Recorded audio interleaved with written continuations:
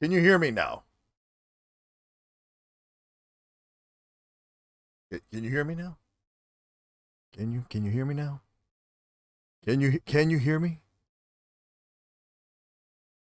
Okay, good. All right. So you know what? Let's start all over again. All right. Hello, my protagonists, and welcome to another Doki Doki Donut here on Darkborne Plus. I am Darkborne, your conquerable character, and you are my protagonists.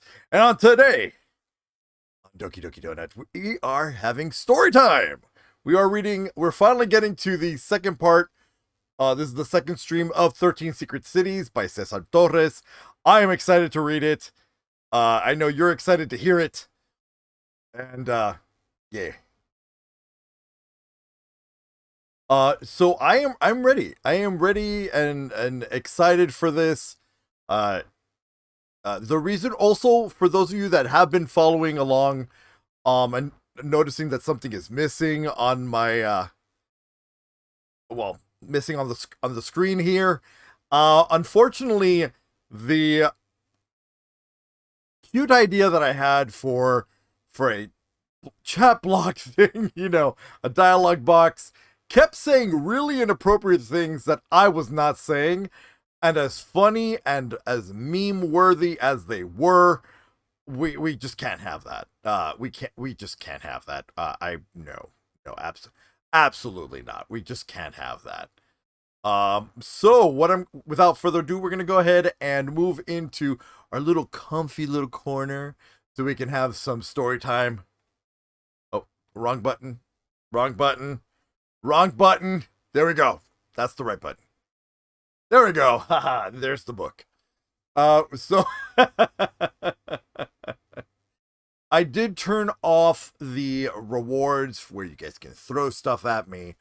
Um, Sorry. No, none of the other stuff, none of the new stuff is active on this stream. Why? Because it's story time and we need to really have nothing that's distracting me for it. So I just want to make sure that we all keep that in mind, and I'm sorry, but that's why it is there. It's just not available. But I got hands now on this stream too. Also, if you want to know what program I am using that is really working out great, hi, just use exclamation point VT plus. So you can find. Oh, hold on, it would help if I typed it in the right spot. If you do exclamation point VT plus, you too can also get yourselves VTuber Plus, done by our very own Demon Lion Leo. Very talented. Very talented. Also, he is also responsible for why I'm so shiny. I hope you approve of that message there, Leo.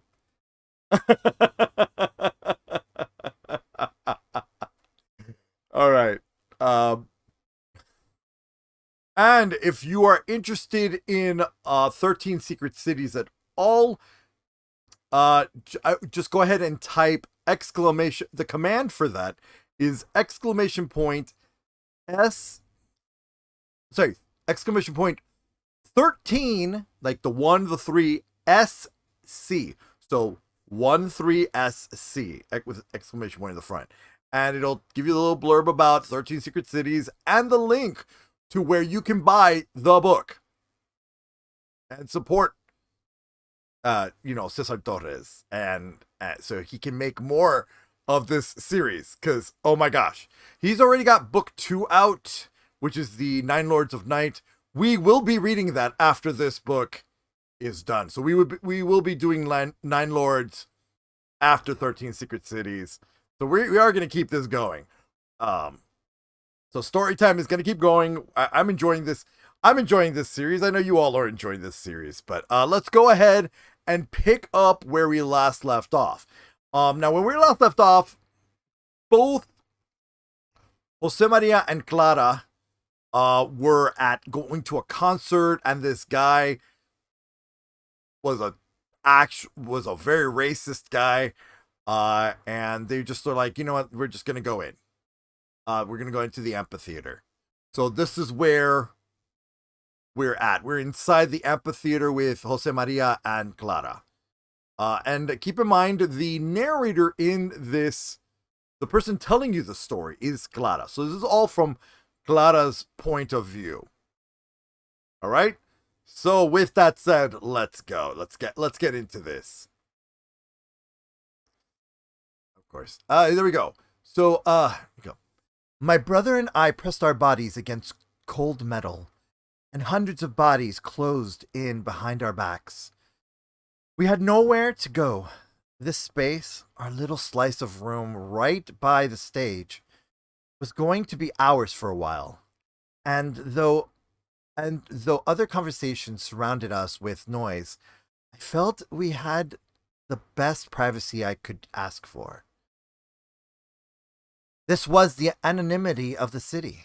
And I don't know why it hadn't occurred to me earlier to hold important meetings in the pit of the Aragon in between acts while surrounded by thousands of people.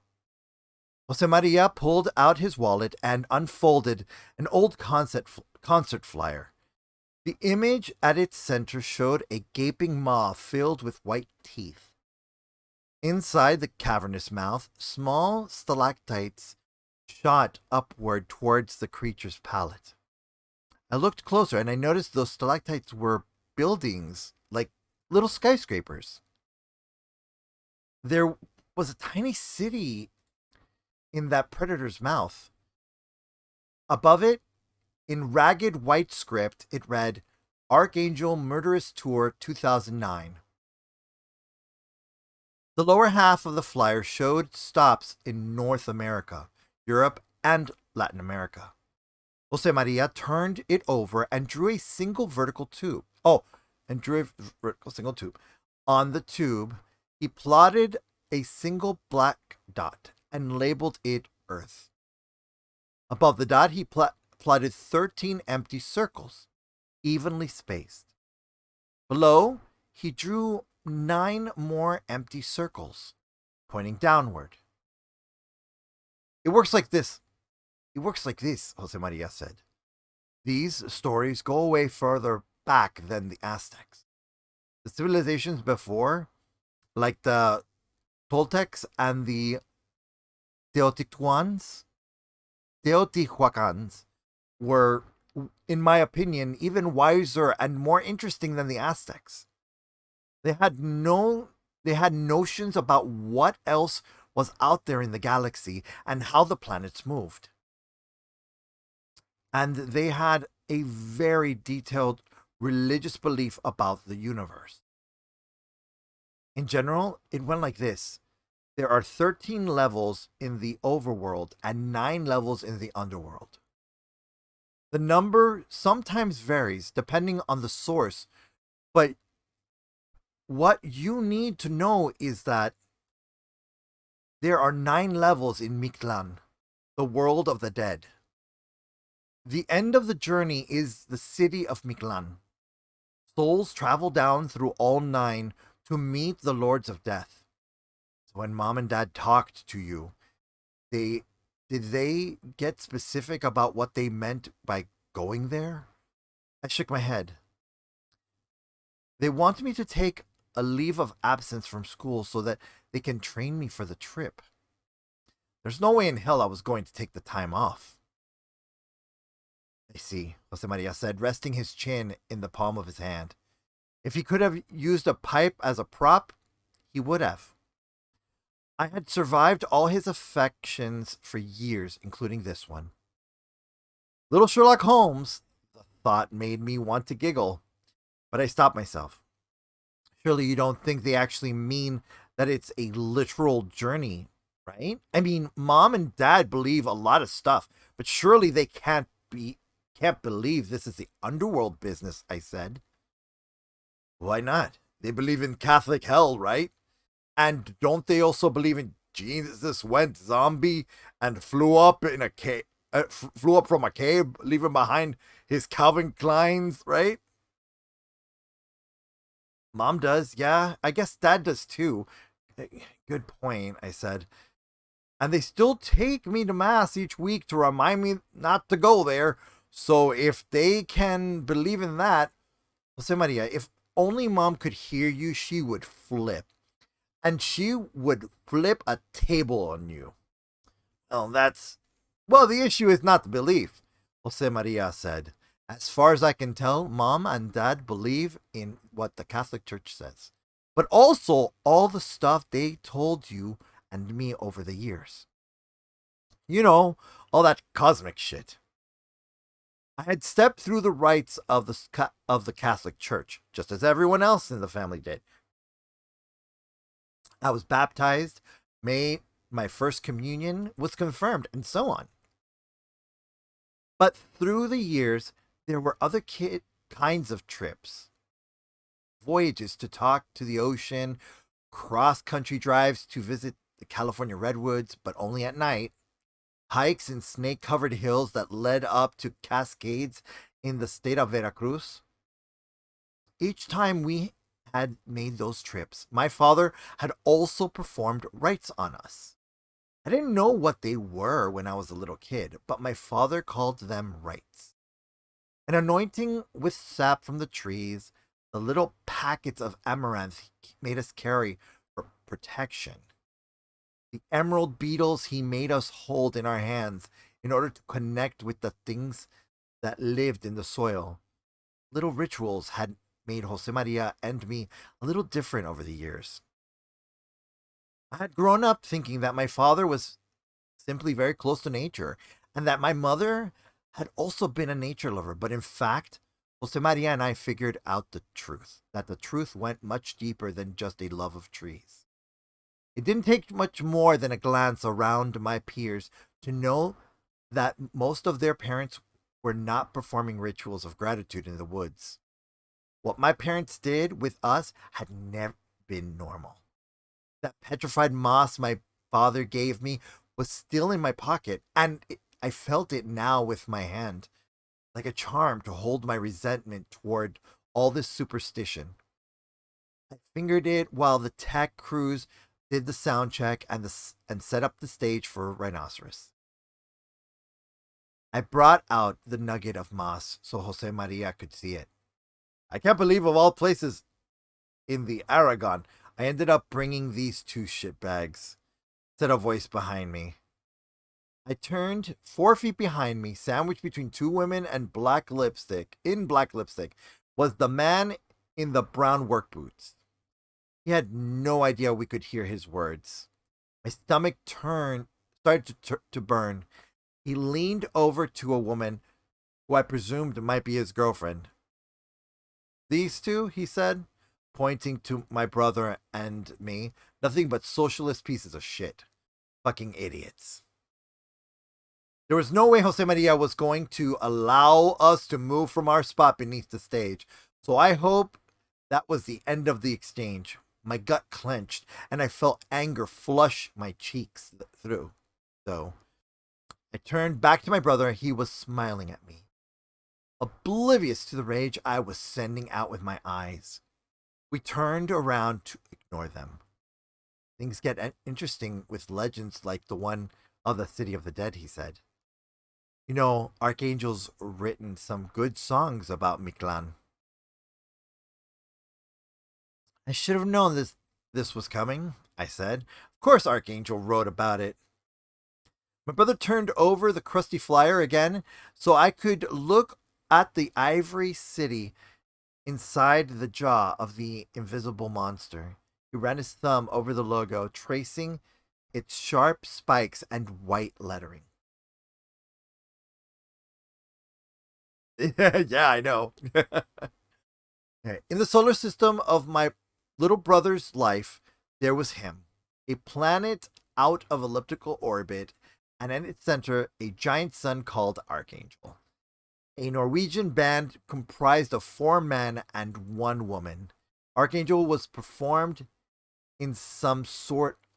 always performed in some sort of visor or mask, and they attracted the strangest kind of person to their concerts. From the moment Jose Maria heard them on YouTube, his obsession had never stopped. It's on the it's on an EP CD, only limited run. I have it at the house. It described the journey from death to as a dance, and it talks about finding the entrance to Mictlan. Mictlan itself is a kingdom, and the song says it's one of the most secret cities a human can ever find. But the narrator of the song can only get a glimpse of it, though, you know, it's fucking dark in there. And but they know they have to get to a temple made of skulls. And this temple is located exactly in the heart of the city. When you step inside the Palace of Skulls, they seriously made this. They seriously made a song about this, I said. Is weed green? I clicked my tongue at my brother. More superstition, more coincidence, electronic Norwegian death metal, and too much weed equaled Jose Maria Montes. Nothing but coincidence. This isn't rational. Just take in the info but leave it there. Too wacky. And don't forget he's still high. So that's a nice coincidence and all, but it doesn't add up to much, I said. That's only a song and it has nothing to do with the legend. I am sure the band took huge liberties when they wrote it. Somebody thought about it, thought about what I said and nodded. You're destroying my little bubble, Reina, he said. Don't mess with Archangel. Such a drama queen. This really wasn't getting me anywhere. My mother's request for me to go to Mictlan was nothing more than the fucked up kind of stuff that I am sure every person went through with parents. At least I hope so. It was time to abandon this wild goose chase. May as well be now. I decided to just ignore what Dad and Mom told me about this trip. I said, "Oh, really? Makes no sense at all. It is going to keep me from moving on with OLF stuff." What you told me sounds good for a literature class, but I got bigger things to accomplish. Between you and me, what you heard about an act of defiance against the legislators is really happening. And there's another march in the works. I can't lose time on this spooky stuff. It makes more sense to just get back to the OLF. I thought Dad told you to quit OLF. I wasn't sure if Jose Maria was phrasing this as a statement or a question. It made my skin prickle. And the rage that was bubbling in me swelled. In some ways, he was just like my father. Dad's not in charge of that decision. He can't stop me from joining the campus chapter. And plus, he can't be there all the time to watch over me like the way he'd like to. It's true you guys are looking to target City. Oh, is it true you guys are looking to target City Hall and the mayor? I frowned and crossed my arms, frustrated with Jose Maria's naivety. The ceiling of the Aragon was dotted with tiny lights to give it the appearance of a night sky. How had I never noticed that before? Give it up, little brother. You got no info unless you want to you get no info unless you want to get involved with us. The marches are public, you know, and there's plenty of internet groups you can join if you really want to find out. Oh, please, I ain't signing up for that shit, Jose Maria said. Applause interrupted us as the lights on the stage went dark, and we felt the space around us constrict as people took small steps to get closer to the stage. The sounds of the crowd filled the dome of the Aragon. There's still a bunch of other stuff you should know about Mictlan, Jose Maria. But I'll tell you after the show.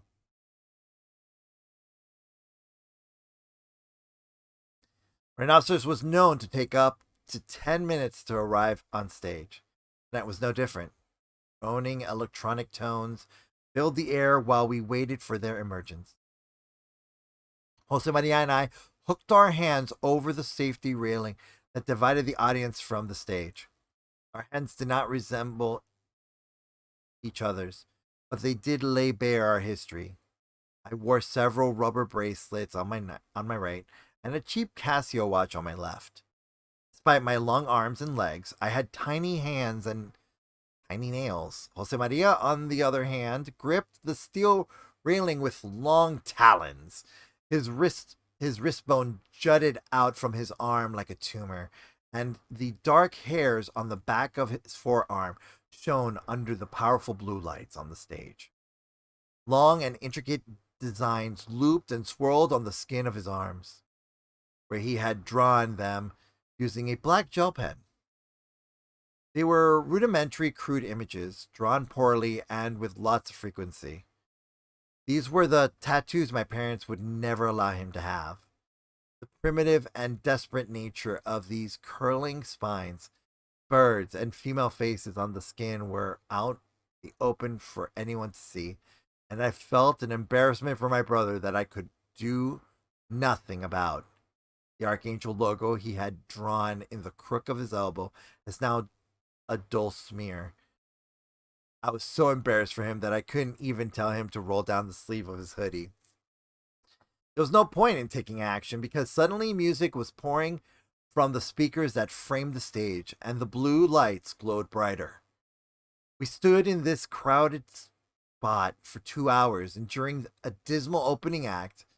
Now finally we had the payoff. Rhinoceros took the stage swiftly, each band member moving with agility despite the fact that all of them were in their mid-50s by now. The grind of the guitars made my ears ache from the first strum. The music drenched my bones and my hair with a wave of sound. Jose Maria and I shared a love for these shows, and we got lost in the lumbering but sharp sound of the music. The main set lasted 70 minutes, and I don't recall ever lifting my hands off the railing.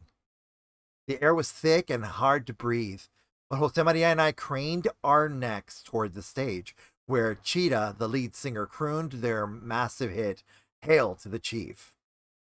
After the main set, the crowd roared for an encore. We chanted and stomped for 20 minutes until Rhinoceros came back to the stage. Before they started playing again, Cheetah took to the microphone. "Chicago," he said to the audience, shrieking for almost a full minute. He pursed his lips and continued. "We want to take a moment to acknowledge the tragedy that took place in Millennial Park just a few weeks ago. We have always loved your city." The applause and shouting from the crowd went nuclear. It took a full minute for it to get quiet enough for Cheetah to get back on the mic. "On this visit, we have noticed that the place looks grayer than usual. We feel the sadness and mourning as we could almost touch it. Too much blood has been shed in this place, and we hope for peace." The audience applauded. "Now, if we could only bring ourselves together and reject the anarchism that's splitting us apart, man. OLF and Anonymous, we wouldn't be here today lamenting the graveyard that we created in Pritzker if it wasn't for the bullshit that groups like OLF cause." The noise of the audience became pure thunder. "You know who you are, man," Cheetah said. "If you're caught up in this shit, stop it. You're the very root of the problem, and you can take yourself out of it. You can prevent more bloodshed." A series of boos rang throughout the Aragon, but there were few. Other voices cheered. "If you're going to push for this kind of anarchy," Cheetah said, "just take yourself out of the equation." "Take yourself out," chanted the crowd and echoes of thousands. "Yeah, like this fucking traitor up front," shouted someone behind me. I knew the voice. It was the guy with the brown work boots. "We got two little OLFs right here." I blushed, and Jose Maria turned to me, his face pale with fear. The crowd around us had turned to look at us, and the white lights from the stage burned my skin. Now even the band was looking at us. "Leave the kid alone," someone shouted behind me. "Traitors," someone else said. "Anonymous piece of shit," rang out. "Fuck you and your kind." "Terrorists," someone shouted. "Terrorists." Jose Maria had nothing to do with this, but now people were shouting names at him too. The man in the work boots came up close and he tapped my shoulder hard with his index and middle fingers. I turned around and looked at his drunken face. The can of Miller in his hand was too likely to become a weapon if he decided to brandish it or toss it at me. Suddenly I felt sick, and a gray shroud clouded my vision. I was remembering hazy images when I ran down the grassy fields, and shots rang on in the distance like thunder, and around me people kept on falling on their knees, their hands and backs. I could suddenly remember clearly the woman in the pile of bodies next to me, and the way her breath was there one moment, hot under the chilly air, and gone forever in the next. Her glassy eyes stared at me, pulling me in tighter and tighter. Felt out of air. I was going to suffocate to death, and all the pain in my back and in my face came back, stabbing my inside and making me want to collapse to my knees right here in front of everyone. But I wasn't going to cry, and I told myself I was not going to pass out. Pain blasted inside my head, and I wondered if I was finally inheriting my mother's migraines. They should have popped you in the and the rest of them in the park, spat out the man in the work boots. I stood as tall as I could, and I spat the thickest phlegm I could find in my throat right onto his face. Fuck you, I said, and then he tossed beer in the air as he took the step toward me. He swung a punch near my ear, but he missed. Around us, the crowd was breaking out into shove matches, and men and women got swept into a sea of bodies. Others were beginning to shove and taunt, and I knew more punches would be arriving soon. I had been beaten in the face, and the humiliation of this punch by a stranger brought a sense of dread and rage to my gut. A gnarled hand pulled me back, and I bucked and kicked it away until I saw it was my brother Jose Maria. He curled his long arms around me and literally yanked me out of that pit. He dragged me to the side where we could leave the crowd and follow the long hallways that led out to the stairs and eventually the exit. This took some time, and all I could hear as Jose Maria dragged me was, "We need to get out. We need to get out." I glanced one last time at the stage, and it looked like the disturbance had dissipated. Rhinoceros was looping their guitar straps over the shoulders and starting up their encore. As we bolted down the stairway and down the long tunnel that led to the exit, I wanted to punch out, to tear away at something, anything. Maybe the t-shirt and merch table. Maybe flip the beer cart. I saw a trash can at the end, and I knew I would kick it as hard as I could. Finally, a target. Jose Maria still had me locked into his grip, and I got ready to let out my rage through my feet. The long hallway, and now that Rhinoceros was back on stage, the tiled tunnel was virtually deserted. At the end of the corridor, a final set of glass doors led to the street. These were plain double doors, just as one might find in a department store or office building. In the dim light of the hall, they gave off a strong reflection, almost like a mirror, and as my brother and I approached, I could see ourselves in fairly sharp detail. Me in my checkered skirt with my asymmetrical face, my brother's long frame swimming inside his hoodie, and his face taut and pale. "Stop running," someone shouted from the merch table, but we ignored them. We ran as fast as we could, and time began to slow around me, my blood beating inside my ears like a drum beat. It grew louder and louder, and the reflection in the glass doors began to change as we approached. Jose Maria and I were determined to fly out of here, hand in hand, running. Once, long ago, I ran with Edgar on a field of grass beneath a valley skyscraper.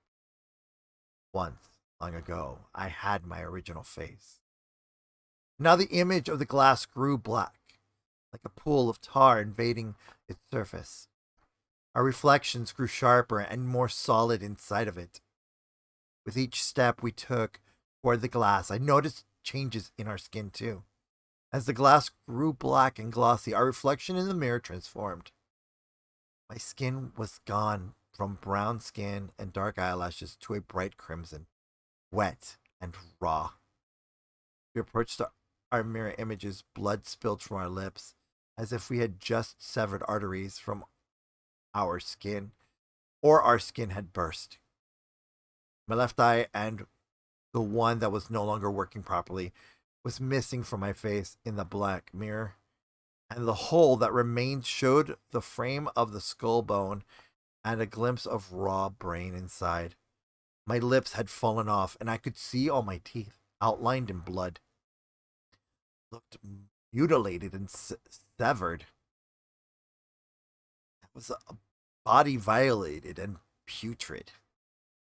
But Jose Maria's reflection looked worse, as his hair fell away in the image and his full lip receded. His skin had gone dark and black, charred like barbecue. His hands dripped with blood and his neck split open in the image. His skin had holes in it. Beneath those holes, there was nothing but raw flesh. I screamed as the reflection grew more solid and we ran toward them. I was not imagining this moment. Jose Maria shrieked next to me. He could see this disgusting reflection too. Jesus Christ, he shouted. We were running too fast that we had started down the hall, and under normal circumstances, Jose Maria and I would have slowed down in our gallop in order to pause, and then, excited, exited through the doors with caution. But that had not been the case. The dark reflection in front of us had mesmerized us, entranced us, and we had run toward it with magnetic speed. Now, just 3 feet away from the glass. We were going to crash right into the doors, possibly shattering the glass and cutting ourselves to ribbons, truly becoming the bloody images we saw in its reflection.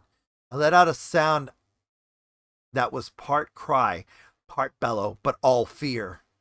Jose Maria had not let go of my hand, and his grip got tighter as he also braced himself for impact.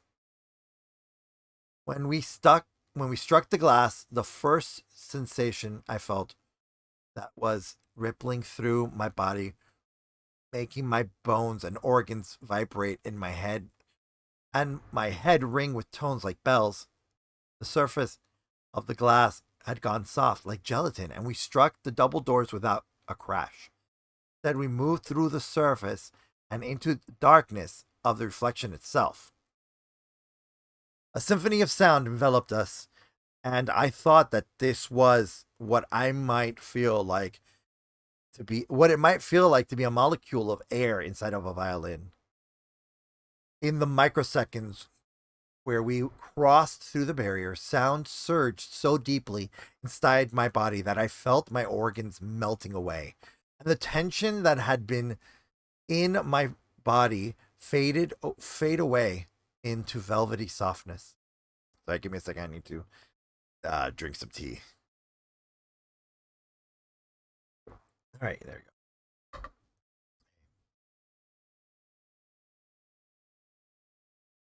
go. Ooh. All right. We fell forward for what felt like hours, and my stomach fluttered as if I had just leapt from the Hancock Tower without a parachute. When we landed, we had struck hard, dry earth, and small pebbles scraped my cheek. I was face down, and the only thing I felt solid was my brother's hand intertwined in mine. I looked up. We were in the dark that I had glimpsed in the other side. I couldn't make out anything because night had taken over. This was darkness. This was the kind of dark that had terrorized me as a child.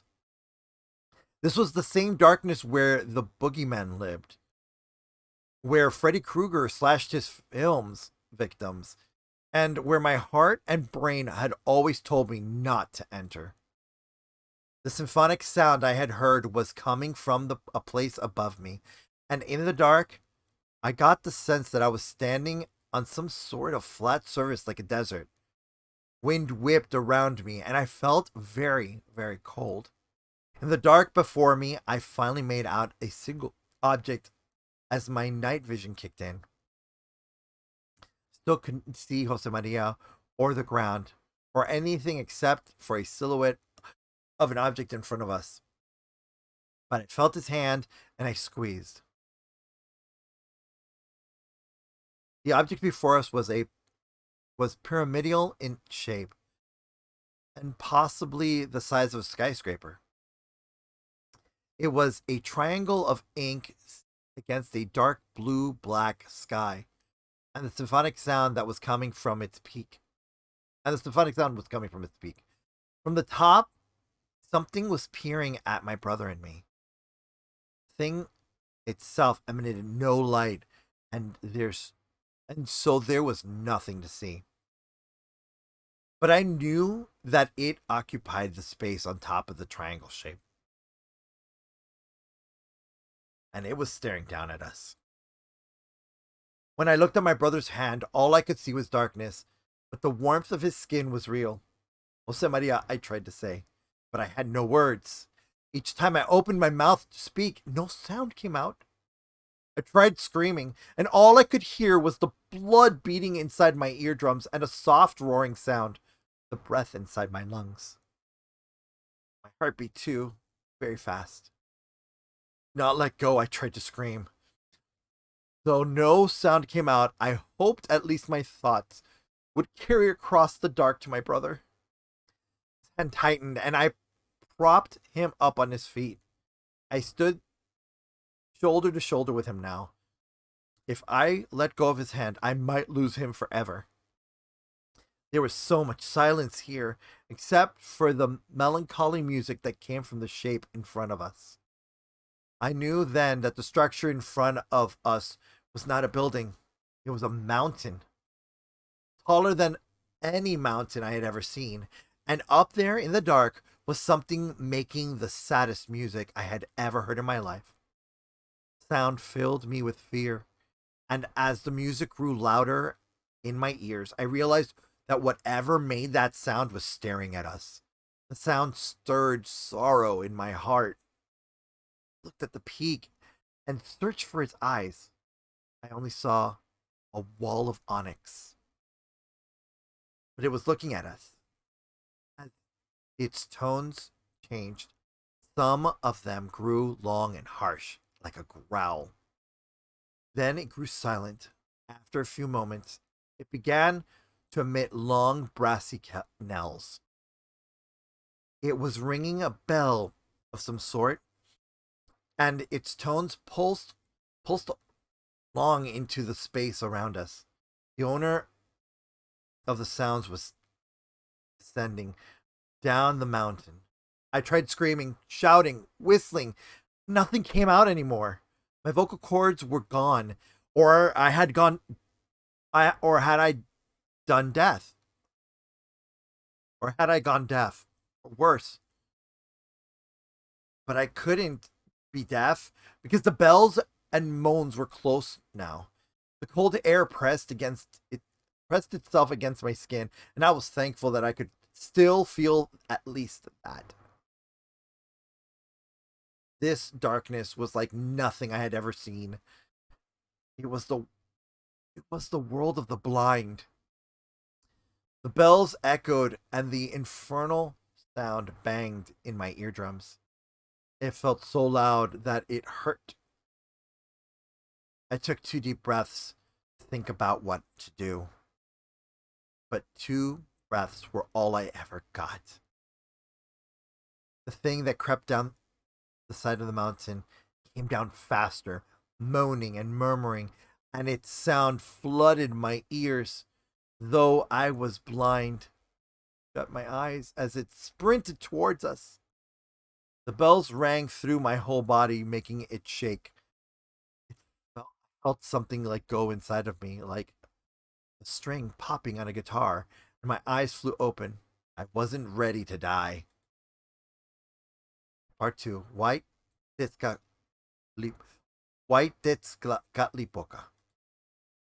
9 underground rivers. This is why cities are breeding grounds for the occult. In their streets, sewers, subways, and wonders of architecture, man can wear a mask. Inside the city, he can trick himself into thinking he can fool nature. Frederick Law Olmsted. Marginalia. National Park Service Archives. Brooklyn, Massachusetts. All experiences are non-local. Most people choose to call these experiences narrative and language. I prefer to call them quantum physics. Sculptor Vlad Stoppard Goswami. Commencement speech at Northwestern University, Evanston, Illinois, 2007, YouTube. Hey, LED! Hey! Guess what? So, if you're all enjoying what you've been hearing from 13 Secret Cities, just exclamation point 13 SC, and you can see where you can get the book. And by the way, LED is Cesar Torres, the author of 13 Secret Cities. So everybody hypes in the chat. Yeah, we're now in 9 underground rivers. Yeah. Yeah. That was intense. Not gonna lie, LED. That was intense. That was freaking intense. Hi. Give me a second. I'm gonna take a sip of my tea. That was intense. All right, let me read the third one. Let's see here. They couldn't pronounce her name, but her work was not in vain. Up they rose in demon form, and her feet crushed their horns. Toe, non-seen. El Samaria, meet the monster. Brief interviews with singular women. Remixes of rarities. 2011, AOT Records.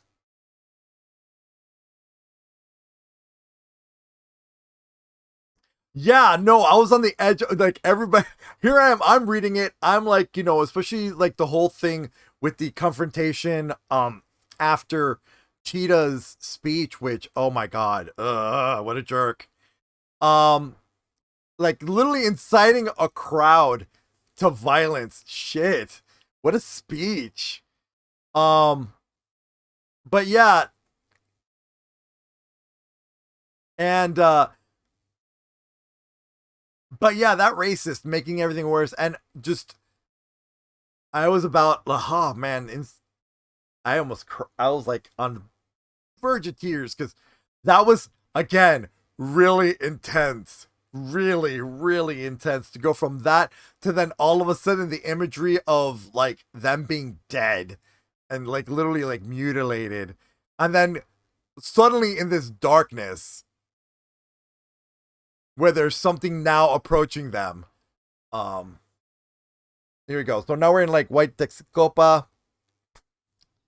So here we go. All right, let's get back into this, everybody. To live in blindness was to live in fear. I tried wriggling my fingers and toes to prove to myself I was still somewhere, anywhere. There they were. My digits make tiny circles, and each ellipse brought me a smidgen of comfort. Everything was dark. My eyes and my vocal cords had stopped working. I focused my attention on my face, and I forced my eyes to blink as many times as I could. I felt their tiny muscles move, but whether they were open or closed, it didn't matter. I was as blind as a mole. Somewhere up ahead, some massive and feral thing galloped down toward my brother and me. We were still grasping his hand. Don't let go of his hand. And whatever it was would be tearing us up soon. I felt a tug at my wrist, and I knew Jose Maria was still there with me. 3 tiny squeezes ran up my forearm. He was trying to communicate. It was time to stop lying on the ground like prey. I remembered the woman whose life escaped on the grass of Millennium, and I knew I didn't want to succumb in such a submissive state. Running blind would be dangerous. We would be likely to trip or stumble if we ran. I took my right hand and felt in the dark for my brother's reedy shape. I found his a forehead, and I felt the tangle of his coarse hair. I patted his nose and moved on to his left shoulder. I lifted him up by the armpits the same way I did when we were kids, and we transformed the dining room table into a train.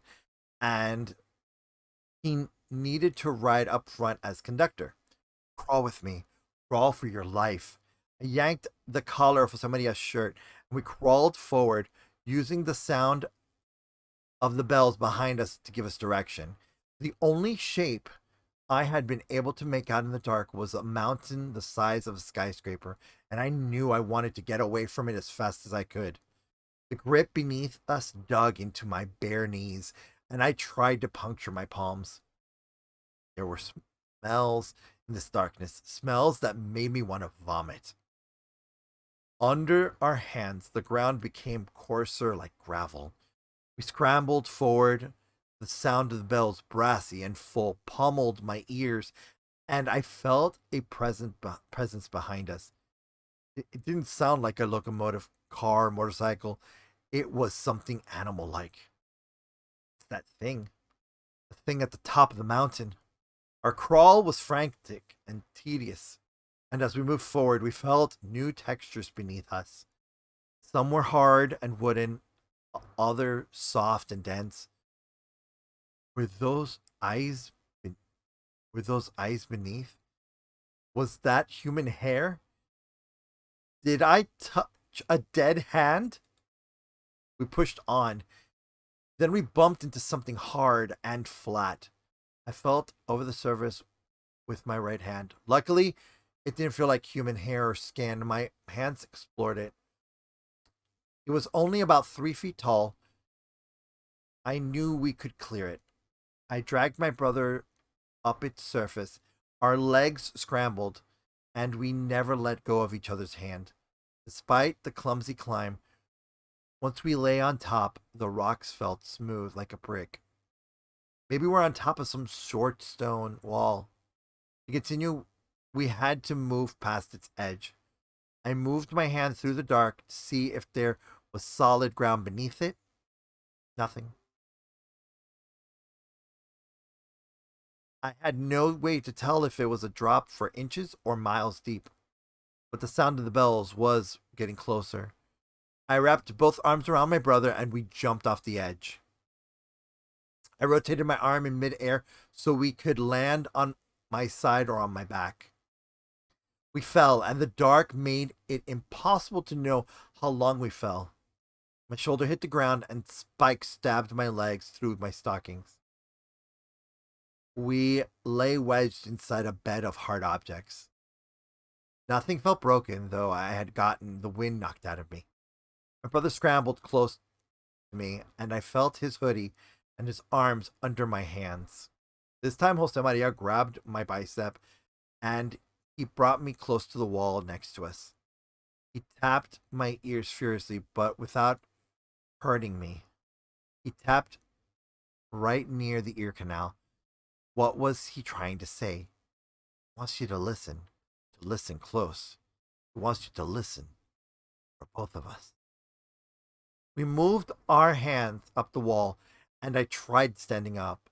The wall ended at about chest level for me, and I peered into the dark, listening while Jose Maria tapped my ear. Tapped me in sync with the bells. I had never heard a single sound fill miles and miles of space like this. Each time the bell rang, it swelled into the space, packing it with vibrations. It was a violating sound, revolting, but it had a rhythm. Roughly 6 seconds would pass, and then another repetition would shake my rib cage and might make my gut want to empty itself. I tried finding that tall mountain again in the dark. Anything would help me orient myself. There was nothing. All I saw was darkness. Beneath the knells, my brother tapped my head, syncopating his taps to their rhythm. He was trying to tell me something. There's a sound under the bells. A sound. Something like a rush of air. And Jose Maria wants you to hear it. Then I heard it. The beast making the sound was breathing. I could hear each breath it took. That was the syncopated beat beneath the bells. Now that I could hear the breaths, it was easier to assess how close the beast was. By my estimate, it was about 50 feet, I hoped. I was wrong about this. In front of us, the beating of 1,000 wings exploded, and I screamed as loud as I could, but no sound emerged from my mouth. Screeches tore at our ears, and more sound burst in patches around us. It reminded me of blue jays from the woods, or even monkeys in the jungle. The wings grew louder. Then they were gone, moving into the distance in the dark in their flutter. My legs shook, and the darkness smelled of rot and decay and something else, something like flowers.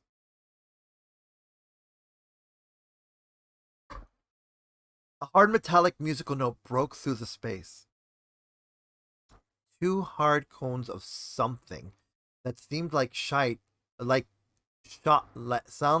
that seemed like light shot from the dark.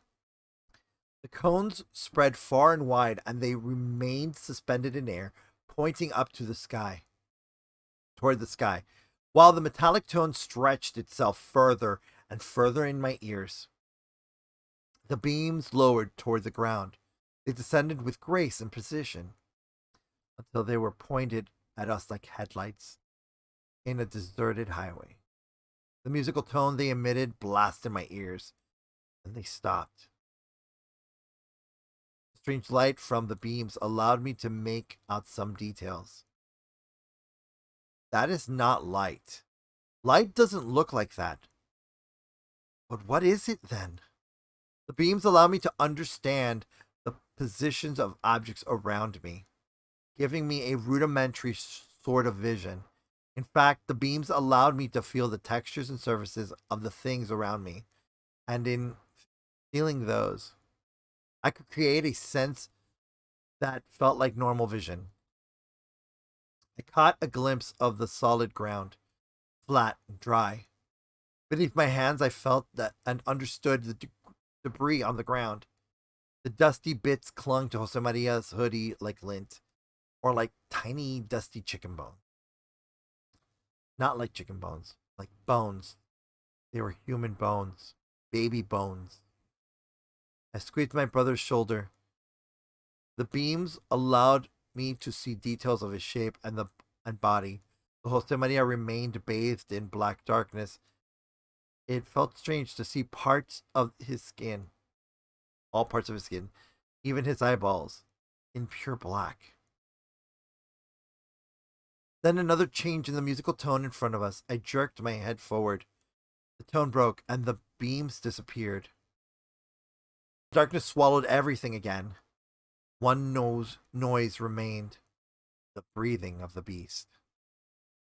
It took air in, exhaled, and the breaths inched closer to us. Jose Maria tapped out their rhythm. The breathing stayed steady, and a smell of cheese, mushroom, and what I could only think was pus wafted towards us. No more bells. Just the precise breaths of an animal I would never see. We were being stalked. I had to hide us. I yanked Jose Maria's collar one more time, and we slid along the low wall with our bellies, pressed tight against the cold surface. How I wished that we could have even just a sliver of moonlight instead of this vacuum where I couldn't even see my hands in front of me. As we inched left on the wall, I heard footsteps come towards us, and then the sound of rocks and grit shifting. It was so very close.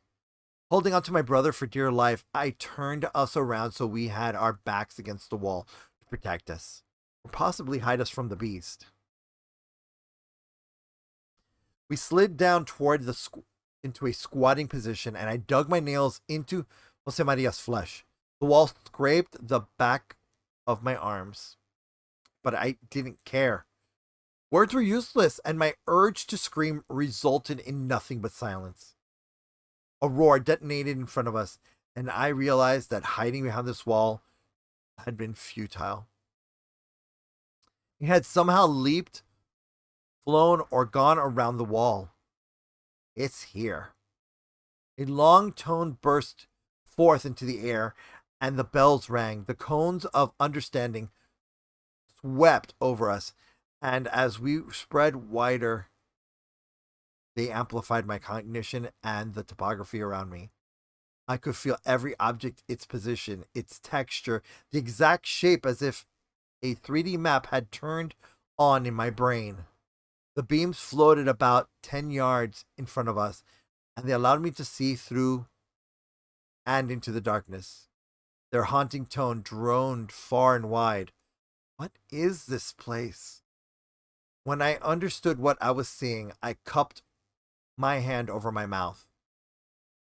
Up until that moment, I had spent 19 years of my whole life able to see colors of the world: red and indigo, emerald and brown, purple and blue. They came to life when the sun or artificial light radiated onto objects that could reflect them.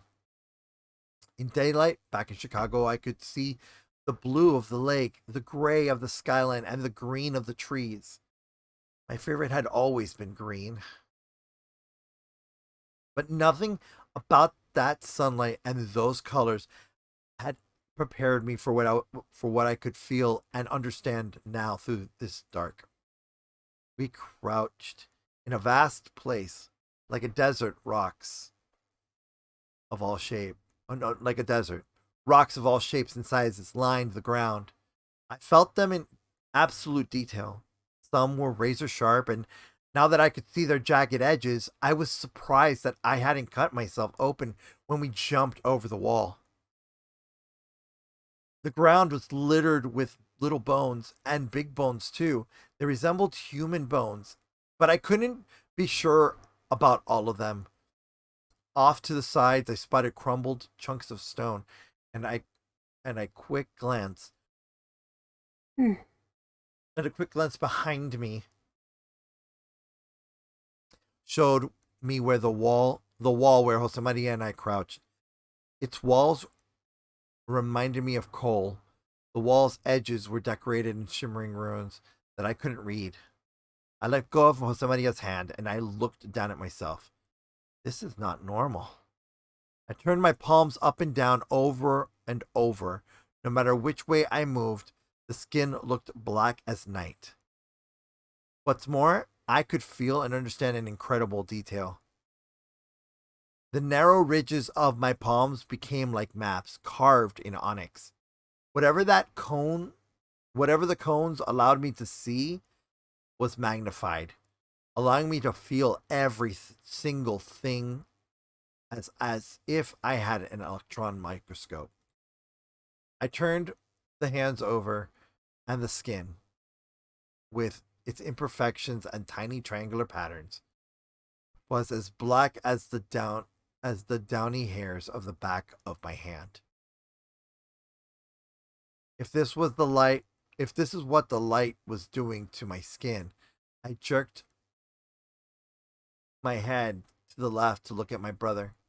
The 15-year-old who went by the name of Jose Maria Montes stared out at me through his eyes, whose irises and pupils were as black as crow feathers. His skin, his clothes, and everything on his being looked as it had been bathed in the thinnest layer of tar.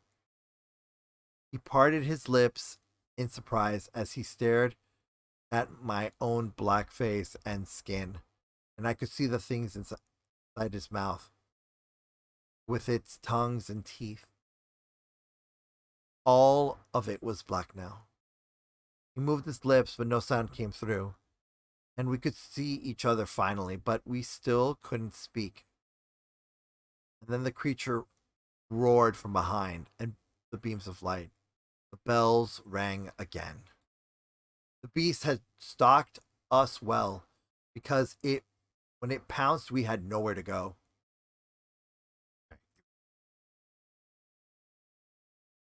All right, we're gonna stop here for just a moment. I don't know if LED, are you still here?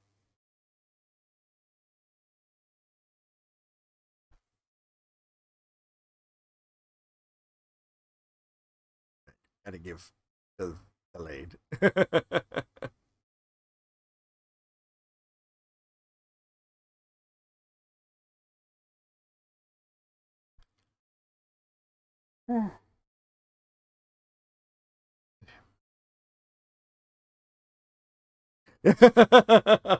Well, I mean, I wanted to give a second to like kind of like ask question.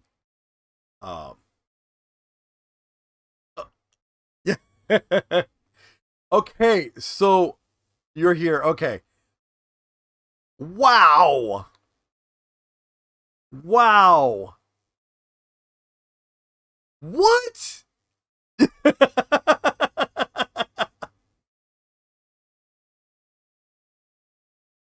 That this place is nerve-wracking. This place is freaking nerve-wracking. Like this is like what's that Netflix series? This is like Stranger Things level of nerve-wracking. And I know you wrote this before Stranger Things. I'm just saying, as far as nerve-wracking environments, this reminds me of how nerve-wracking the Upside Down is. Um, wow. Yeah, really. Yeah, if you got questions, Liz, if you got questions for LED, anybody that has questions for LED, says the author, Cesar Torres, go ahead and ask it now. Um, so I mean, I'm gonna ask you, what inspired you to write this place like this?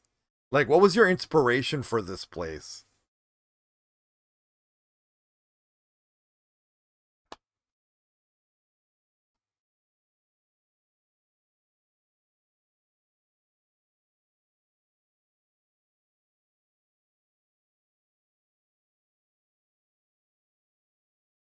Oh, thank you.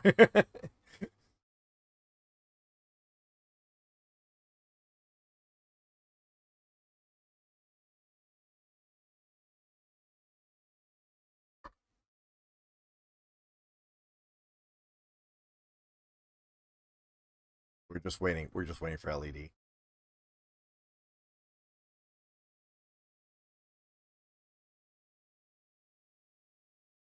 Just waiting for the response. We're just waiting for the response. If I explain, it will give you some. Really, really. Oh wow. Okay. All right. All right. All right. Cool. Okay. I mean, no. If it's gonna give spoilers, then I guess we'll wait until after we're out of this place, hopefully. So that we can ask you, because if it's gonna give spoilers, no, we're gonna just keep going and try and get out of this place. So then we can, because I don't, yeah, yeah, yeah, we'll get the explanation later. Um, but okay, so this place is similar. Yeah, there is a delay. There is a delay. There is a delay. Yeah. So what we're gonna do is we're gonna okay. Let's pick up and let's try and get out of this. Let's hope Jose that we can leave with Jose Maria. Let's get out of this place. All right, let go. Now I was able to understand. Now I was able to understand more about the imminent violence that approached. Though the beast moved with the speed of a jungle cat, I could now understand how the cones had sprung from its head. The creature was the one making the cones with its dreadful musical tone. The animal lunged, The beams arced towards the sky, and they traveled out over several yards,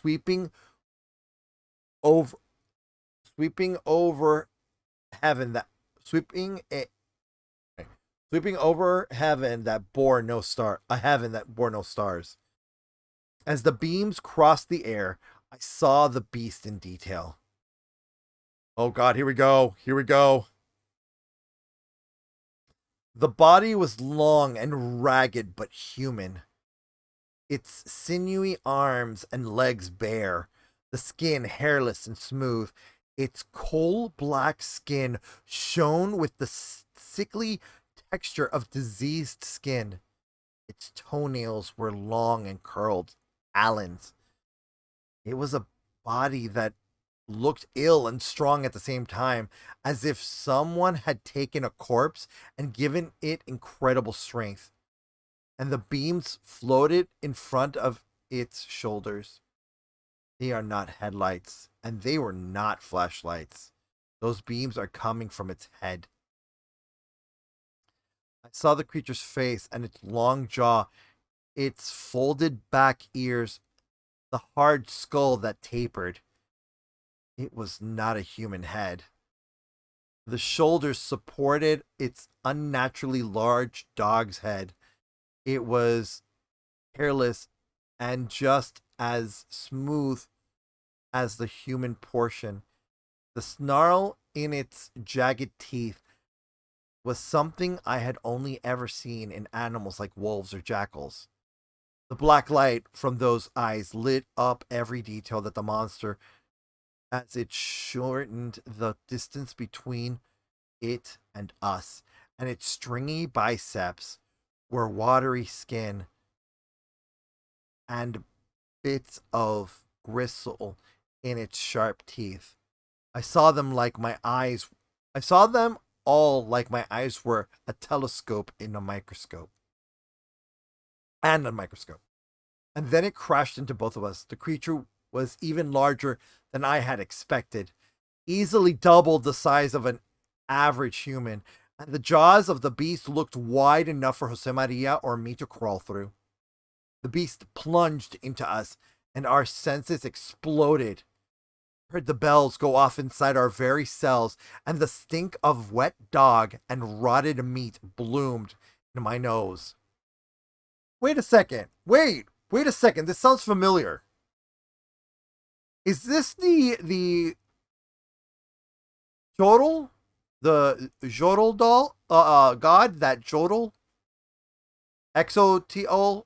Like that's kinda like that's named similar like the hairless dog. Twaddle or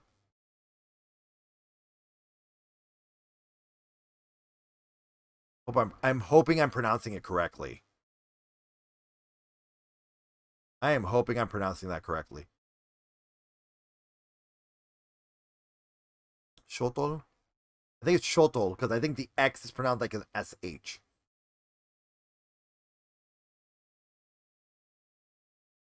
Schwaddle.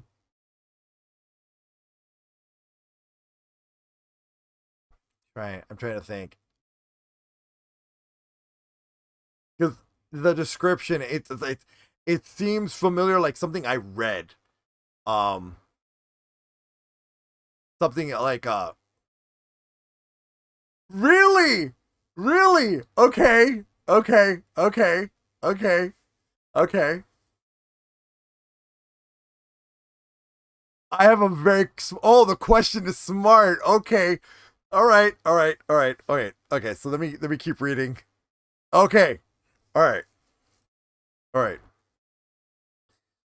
The black cones emanating from its eyes grew wider, thicker, and clear, and though I was living in a world made of night, I had to shield my eyes from the blast of sensation that allowed me to see into this world of coal.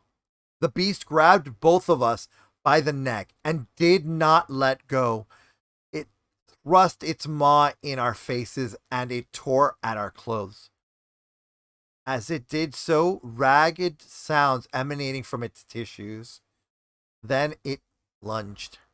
Its flesh made music as it dragged Jose Maria's along the rocks. The beast's claws pinched my shoulder blades. Maybe this is what the woman in Millennium Park felt when she got shot and trampled. Clara, you didn't look out for her. That woman's death was your fault. You could have tried to save her. You should have found out her name. God, I'm so sorry, she said. It said. You should be sorry too, Clara. My body was tossed and turned, and the notes of the beast's body drifted in the air. Then it dropped us on the rock. The beast roared and stood on its skinny legs. Its strength was incredible. The dog had licked its chops, and the beast screamed at us. It was a scream filled with music, tiny drums, and terrifying screeches. It had knocked the wind out of me, and I sat up on the ground trying to get some air. The creature darted away a few feet, and it turned around. Its eyes locked on mine. It crawled on all four human limbs toward me. My shoulder hurt, and the thin stream of blood poured from my head. I put fingers to it, and I drew them away. Blood remained as black as my skin. Behind the beast, I spotted the wall where we had fallen. To the right, I saw a shallow forest running up a small hill, and farther back, the giant mountain. The giant mountain I had seen when we arrived. The beast ran at me and grabbed me again by the shoulder, and it opened its jaw wide. It let out a roar, and it stuffed me all the way up to my waist inside its throat. Thick saliva coated in the inside, and rotten meat got in my hair, and in my mouth. I could hear its gut growling below. I scrambled to push myself back out, and I felt electric shocks through my body. And then it bit down on me as hard as it could. The teeth came down on my lower back and then onto my belly, but they couldn't even pierce my skin. The jaws came down again and again. It chewed, and each time it failed. It was as if my body was made of stone. The stink of death was all over the beast's sandpapery tongue, and I was running out of air. It bit down again, worked me around over like an old bone, and then spit me out. It roared above me and screamed. This time it shrieked. Its shriek sent music into the air. I saw a flock of dark shapes fly off in the distance. This place has no stars. That realization made me shudder. Behind me, Jose Maria was curled into a ball, crying his eyes out, though no moans came forth. Bugs crawled all over his shoulder and his legs, and they raised stingers over his bare flesh, right over the long lines of his homemade archangel tattoos. Scorpions. Hundreds of them. And then the beast pulled me around the shoulder to face it. Its eyes squinted and it examined me, sniffing me at the same time as it inspected. The beast stared at me with cold suspicion and rage. From its thin loincloth, it produced a small knife, a blade that looked so tiny in comparison to his body that I wanted to laugh. It plunged it into my arm, and in the very center of my bicep, I shrieked. It squeezed my body, and blood gushed from my skin in its black, inky sheen. My blood flowed in thick spurts down my arm. The beast held out its tongue. It cocked his head and plunged the knife into the tip.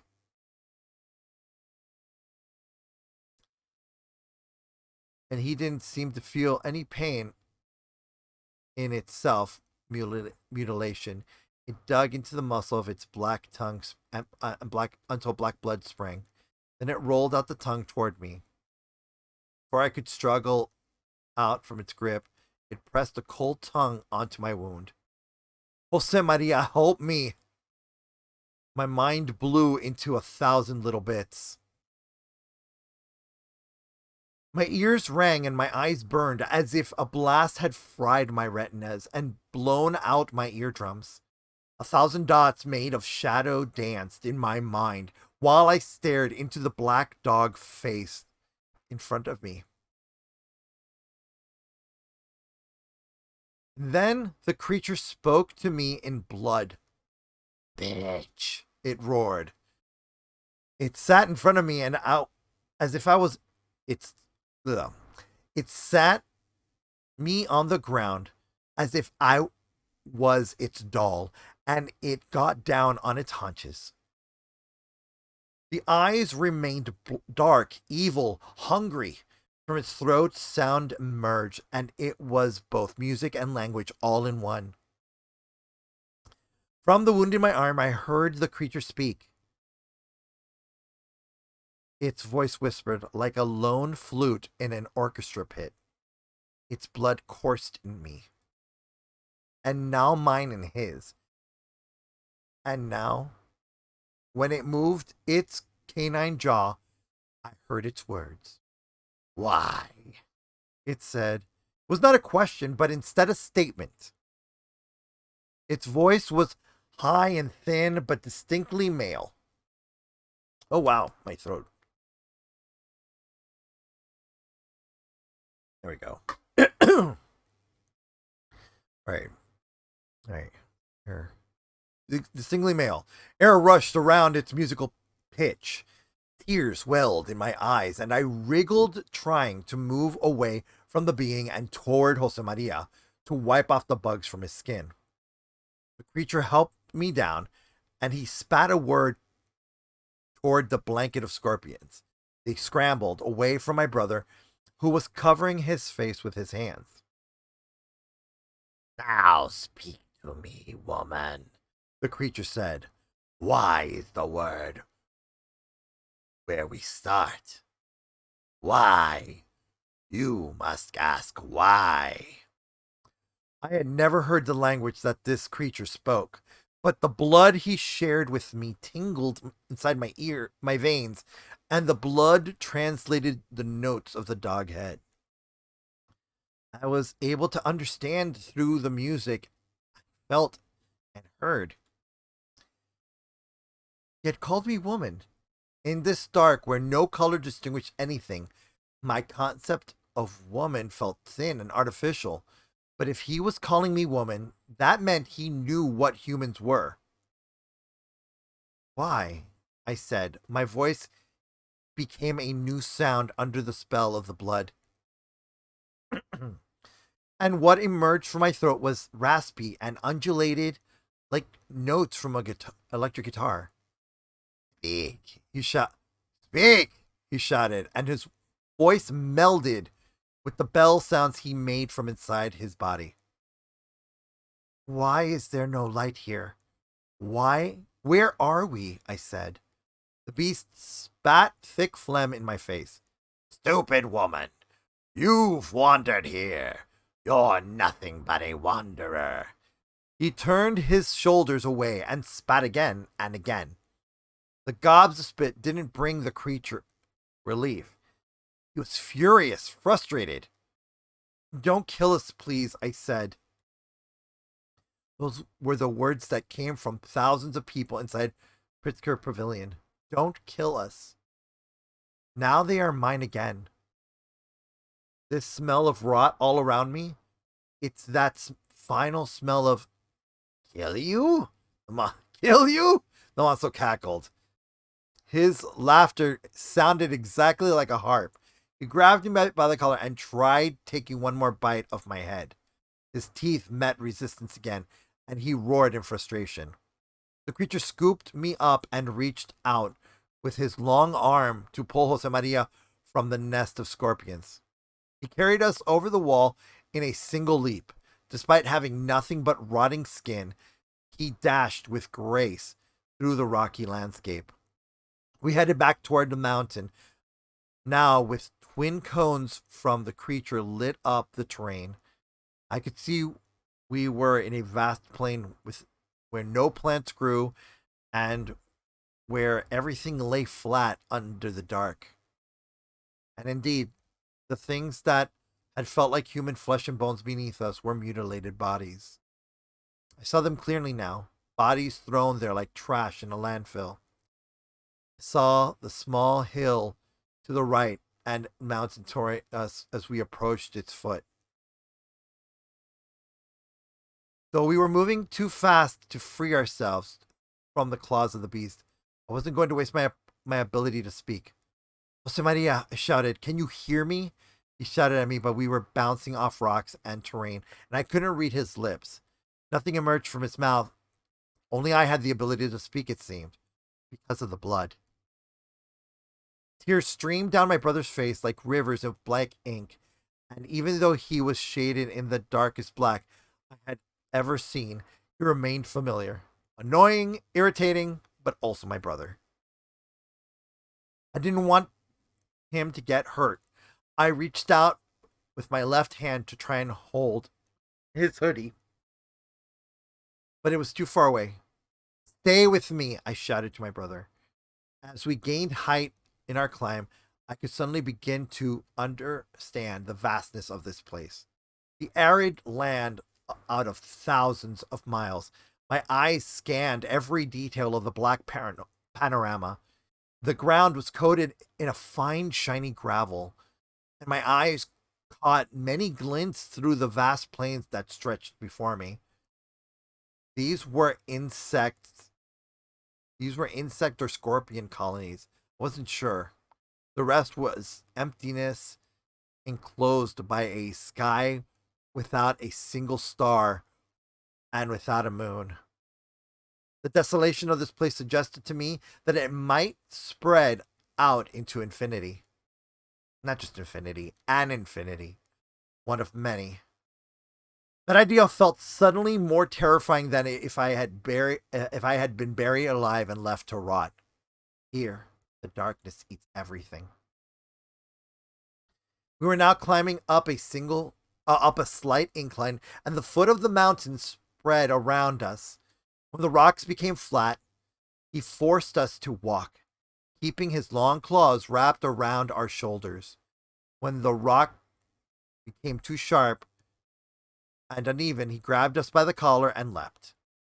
We flew into the air, bouncing from one rock to the next. My rib cage rattled and I screamed. We're not just going up the mountain, we were going around it. My sandpaper music voice sent out futile screams. We reached a flat boulder and the creature landed on it with a creak of its bones. He tossed us at its edge, and Jose Maria landed on top of me. My brother let out another silent shout. The creature got down on all fours, and now he was going more dog-like than ever before. His black eyes showed no iris, no pupil, and his cone of black light let me see the steep slope of the mountain behind his shoulders. He flexed, and the bell sounds rang deep from inside his belly. He pounced on Jose Maria, pinning him on his back, and the dog had turned toward me. Is this your gift to me, woman? The creature sang. Leave him alone, I said. Take me first. You don't understand, do you? The creature said.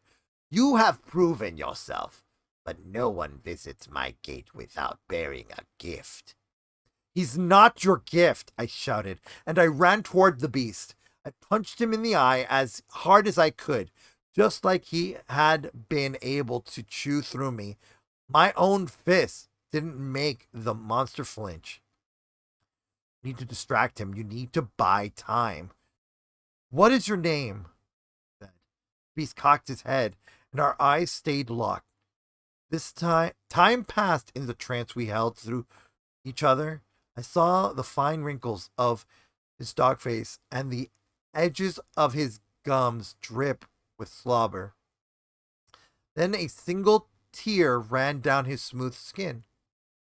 The musical note that created the twin cones in the air gave the tear extra dimension and detail, and I could see deep within the tear structure, the way the molecules clung to themselves. Even in this world of no light, I could see the tear was transparent as water. No one has asked my name in a very long time, the creature said, and he lowered his head. His human hands and legs went slack, and the decaying skin wrinkled on his thighs as he took in a few sad breaths. He stared at Jose Maria for a second, then slashed his cheek with a talon. Jose Maria's scream went unheard in the vacuum of sound around us. Blood sprang from his cheek. The monster licked the blood and swept the blood with a sweep of his tongue. "What is your name, then?" I said. The breath of the beast rolled down over my face. The breath was feces and fetid vegetables. It was maggots and sulfur. He heaved, breathing hard, and then he spoke his name. The words the beast spoke was long and strung together by many syllables. Each one rolled out of his throat as music, like a wet whisper. It sounded sorry, my eyes just shifted and I completely lost my place. It sounded like a flute and a rattle. It was a word I had no comprehension for. I cannot pronounce that, I said. He stared down at his body as if evaluating a thought. "That is my name. I cannot help you learn it," it said. "I can't help you say it either." "Fine, I'll call you X." "X?" he said, in a single syllable melded with the bell tone. The music of the creature made sound exactly like the letter X, except wet and hollow at the same time. And now you can let me feast on your gift." "He is not your gift," I shouted. What I saw in that monster's eyes filled me with dread. He's old. He's really, really old. He was ancient, and he didn't really care about us. That's the reason his stare felt so odd. "X, you said I was a wanderer," I said. "Yes, and we send wanderers back from where they came. Last time someone wandered through my gate was 600 wheels ago." "Wheels?" "600 wheels, yes," said the creature. "How much is that in years?" I said. His harp laughter danced in the air. With each cackle, his teeth bristled. "Those teeth, there's so many in there." "You too have an obsession with time," X said. Interesting. Many wanderers share that defect. You're a wanderer. You should know how many years there are in a wheel, and how many wheels there are in what you call a year." "I should?" The creature smacked his lips. "Let me show you something," X said. X scooped us under each of his arms like kittens, and we walked along the edge of a precipice. As we leapt among the rocks, I smelled the mountain and its metal notes. We moved closer to the edge of the precipice. I could see that we were high up, but it wasn't until we came close to the edge that I understood what lay below. Dear God, I had never seen a place more vast than this, not even when my father took us to the Grand Canyon. The immensity terrified me, and though I did not want to, I held onto the bony arm of the creature to make sure I didn't fall. Up above, a screech broke out, identical to the one I heard when we arrived in this place. A bird swooped upward, headed for the mountain. On our left, the precipice of the mountain at first looked like outer space. As X approached the very edge of the rocks, his cones grew deeper and their music more melodic, revealing detail. Behind us, the mountain loomed over us, and now I understood that the mountain was minuscule in comparison to the precipice beneath it. I looked down. A land lay before us, as big as a planet, deep, so deep. It was built out of night. Inside this deep space, a circular pattern emerged, and it coiled around and round like a corkscrew. The circular canyon definitely had a topography. It was like a sinkhole with walls that curved in toward the center of a spiral. It was nothing like a Grand Canyon. It was bigger than the planet Earth, and it filled with a darkness that smelled things forgotten and forbidden. The coil moved downwards, starting from the mountain where we stood, thanks to the light from X. I could see tiny knobs of shimmering lights along the ridges of the coil, each one connected to the other by rivulets of black liquid, like pearly tar. Those little dots twinkled like torches on top of towers. Those are cities. Cities dot the landscape as it curves downwards to the bottom. The cities formed tiny clusters of towers and houses, and the path between them was made of wilderness. I could see water rushing through the rivers that wound down through the coil, and forests that looked like they were made of sharp needles. I saw a set of bridges built out of what looked like snakes. And though I could see the cities and the road that connected them downward into the canyon, I saw no cars, no planes, no buggies, no citizens. My ears were drawn to the very center of the spiral shaped canyon. It was there that I heard the loudest noise, made of music that seemed to rattle me and cause my teeth to chatter. At the heart of the coil, a pulsing mass of blackness beat like a heart, bathed in the soft sheen that could have almost looked like blue. That sheen was the only thing even close to color that I had seen in this world of blackness. The massive darkness in the center throbbed and elongated. I spotted slits along its surface, like gills of a shark. The slashes revolted my guts, but I couldn't take my eyes from it.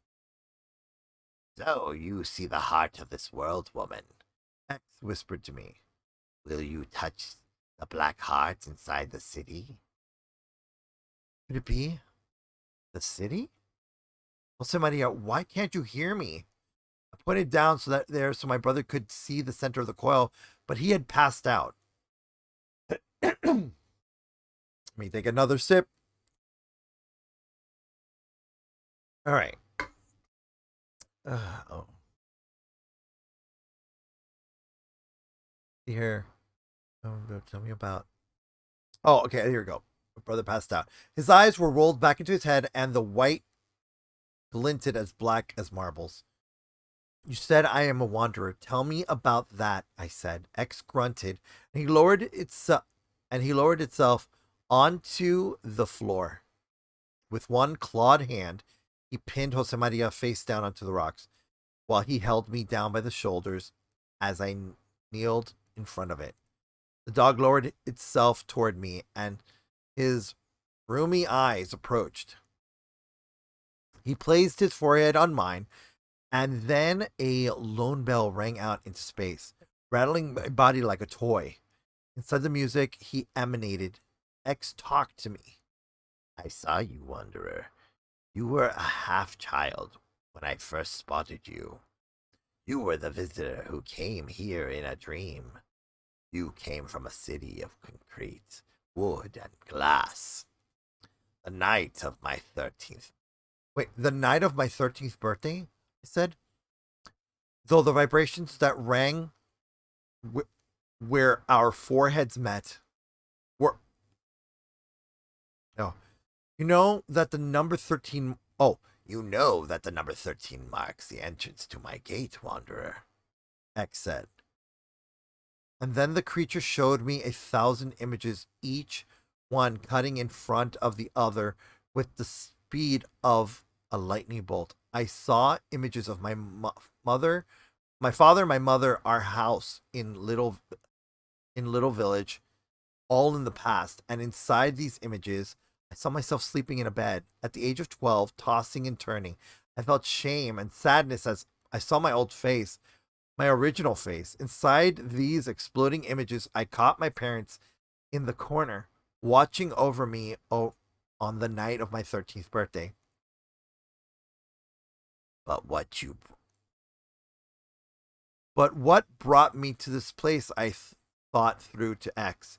The creature snarled, and his stink of rot enveloped my shoulder and my back with a single embrace. Doesn't know, X said, as he craned his neck as if he were talking to someone else over his shoulders. She can wonder, but she doesn't know. Who else is here? I asked through my forehead. Who are you talking to? X pulled back.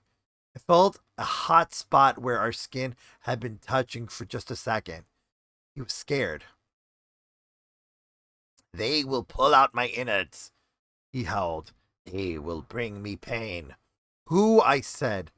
They will be so angry. It said, you shouldn't have spoken when we touched. They heard you, it said. They? Who? I shouted in my startling voice trilled. The lords of the city. The lords in the heart of the city, X said. I heard a bass sound pummel from below like a steel drum destroyed by a hammer. I peered into the heart of the coil, and it pulled darkness toward itself like a black hole in outer space. Thousands of slits on its heart-shaped surface parted open, then zipped closed in perfect unison. What is down there exactly? I asked.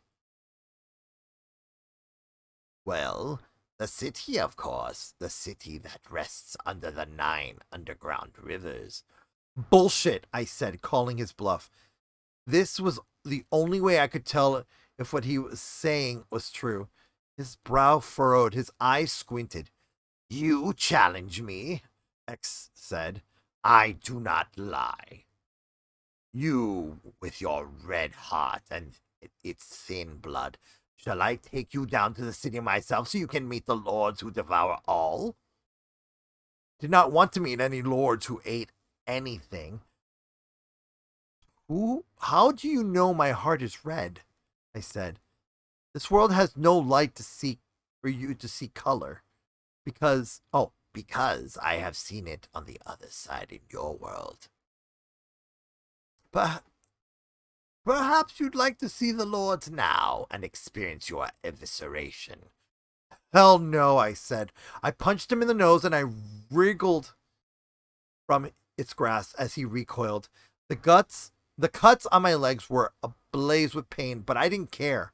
I held onto somebody else's foot to make sure X didn't run away with him. How does one get down the coil? I said, the tension in my voice like a buzzsaw of metallic music. Citizens of Miklan can come and go as they please. I am not sure what you're asking, Wanderer. There, he had said the word Miklan. Even in his native tongue, it sounded exactly the way I remembered it. It had a musical tone, like the music the wind makes in the trees in autumn. But I am not a citizen of this place, I said. The creature heaved in laughter, and tiny slits on its chest, like ones open in the center of the spiral, opened, then closed. It was like seeing a shark breathing through its gills. He laughed, and eyes rolled back into his head.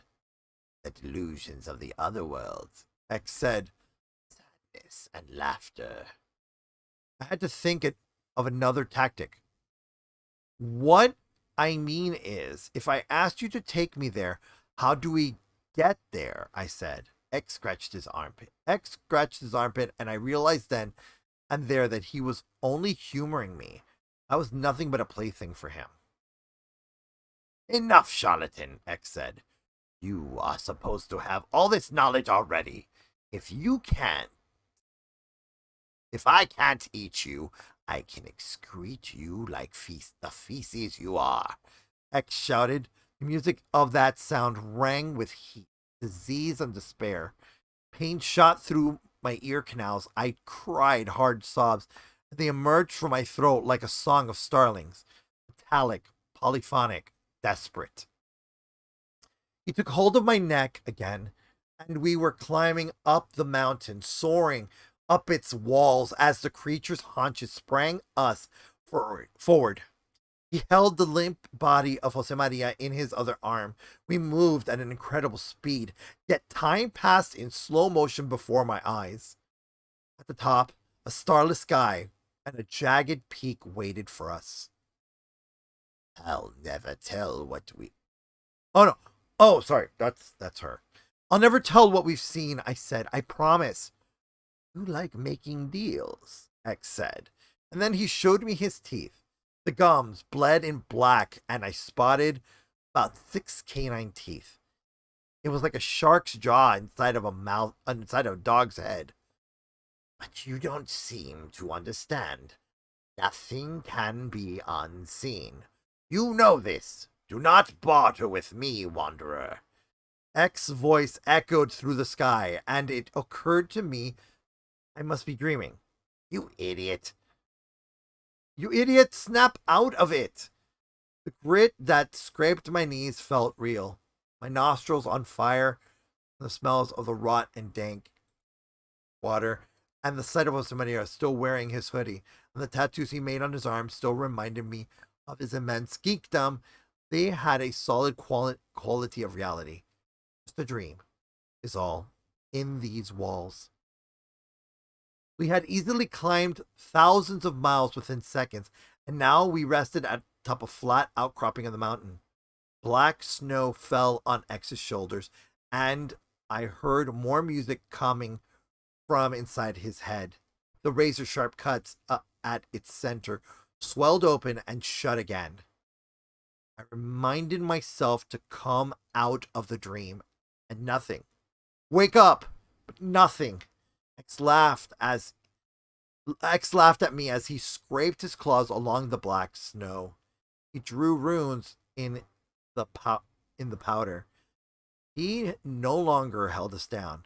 He knew that if we ran away, he'd capture us again. See what you do? No, I see what you're doing. Tell yourself you're in a dream. X said, You are some sort of idiot. How do you know what I was thinking? Your mind has a voice, and that voice makes its music. They all give you away, imbecile. Stop announcing yourself so loudly. Learn how to quiet your thoughts.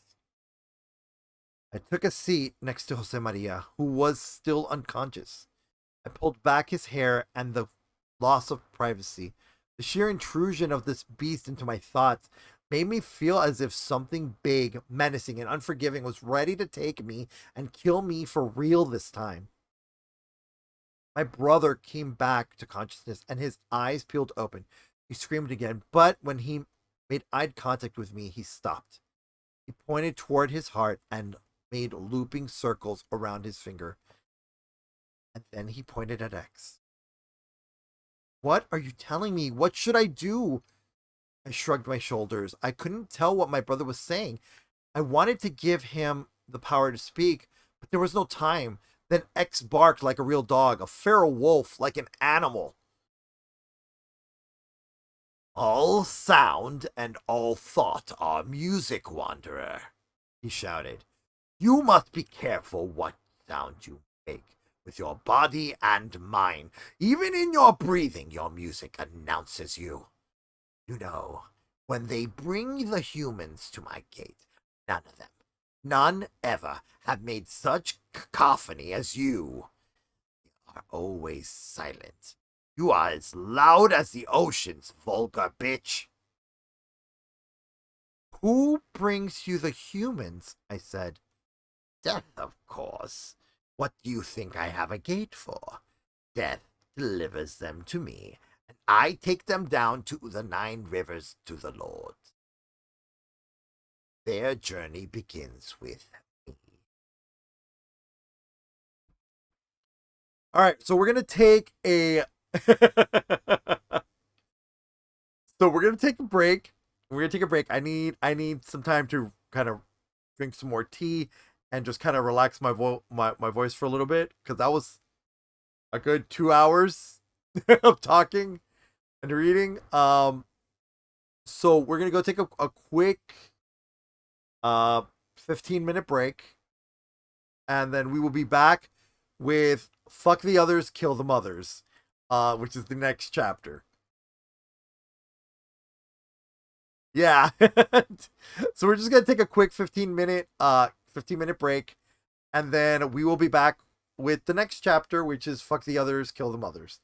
And I'm excited. This is so crazy. So crazy. Oh man. Oh man.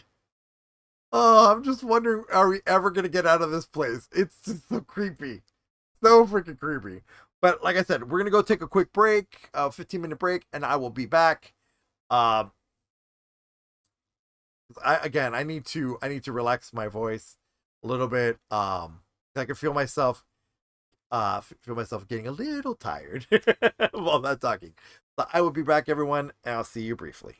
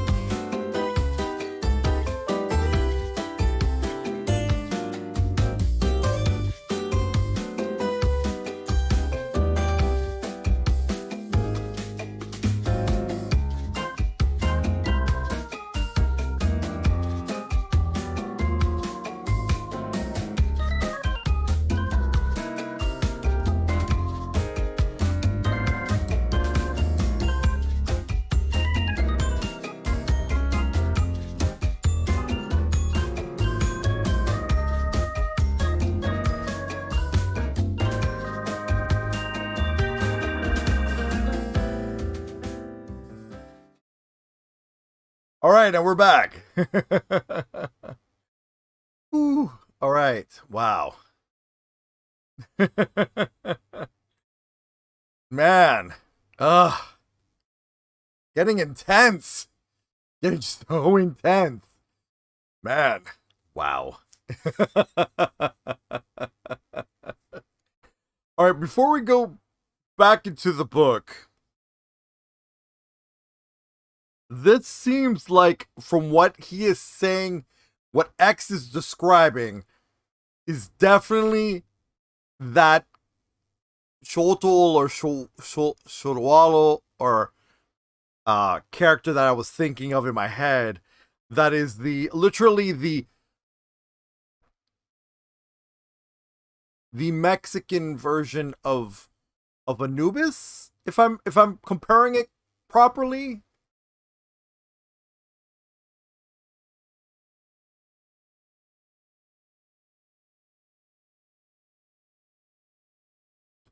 I hope the comparison is some like if that I'm making justice to the comparison, the way I'm thinking. Um, I man, sure.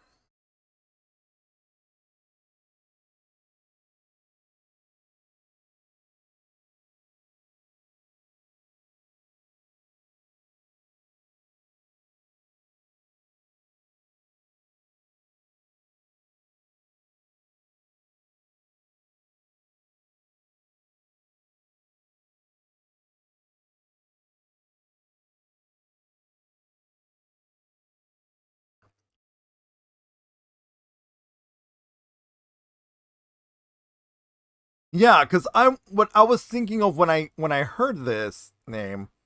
Um, hold on, I'm gonna put it on screen so that people can see who I was talking about.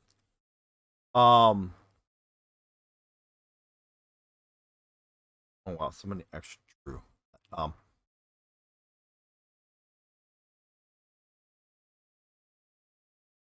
here's-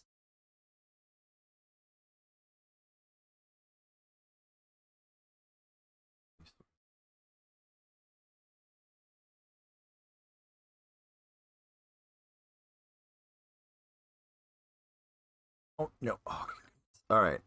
That's not gonna be good. Okay.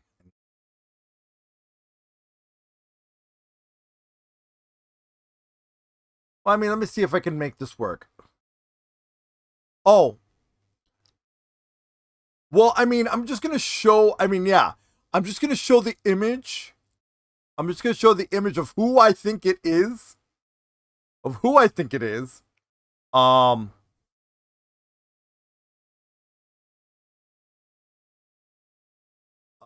based on what we know so far as X. Let's see here. Hold on. Let me. Oh gosh. Oh, something slid down, made a noise, and I just jumped. All right, let's see if this works. Let me see if this works.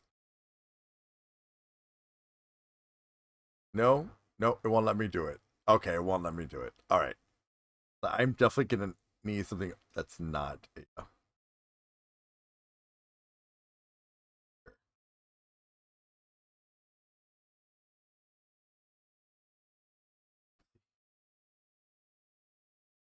I just want to take the time and just like so everybody kind of has, so everybody can understand where my thought process is.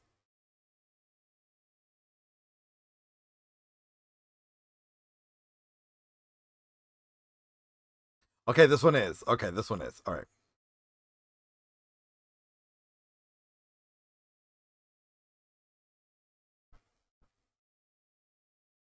This is who I think it is. Oh no, we'll learn. Okay, so we will learn later who X really is. Okay, that's good. We are going to continue reading. No, we are going to continue reading. I'm just saying, by my guesses, this is who I think. This is who I think it is. That's what. Yeah, I'm gonna put it right here. Put it right there. That's who I think it is. That's who. I know I'm dancing on a spoiler. I know I'm dancing on a spoiler, but that's who I think it is. That is who I think it is. I'm gonna go ahead and hide it until I get confirmation in the story. But that's who I think it is. I think that it is Shodol. Um, but yeah. Thanks, Ellie.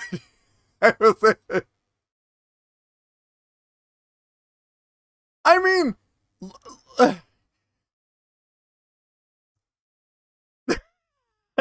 well, I mean, eh, when you look, I pay attention to different cultures and I try and study as much as I can, and I try and pay a lot of attention. And when things seem familiar to what I've been trying to learn, and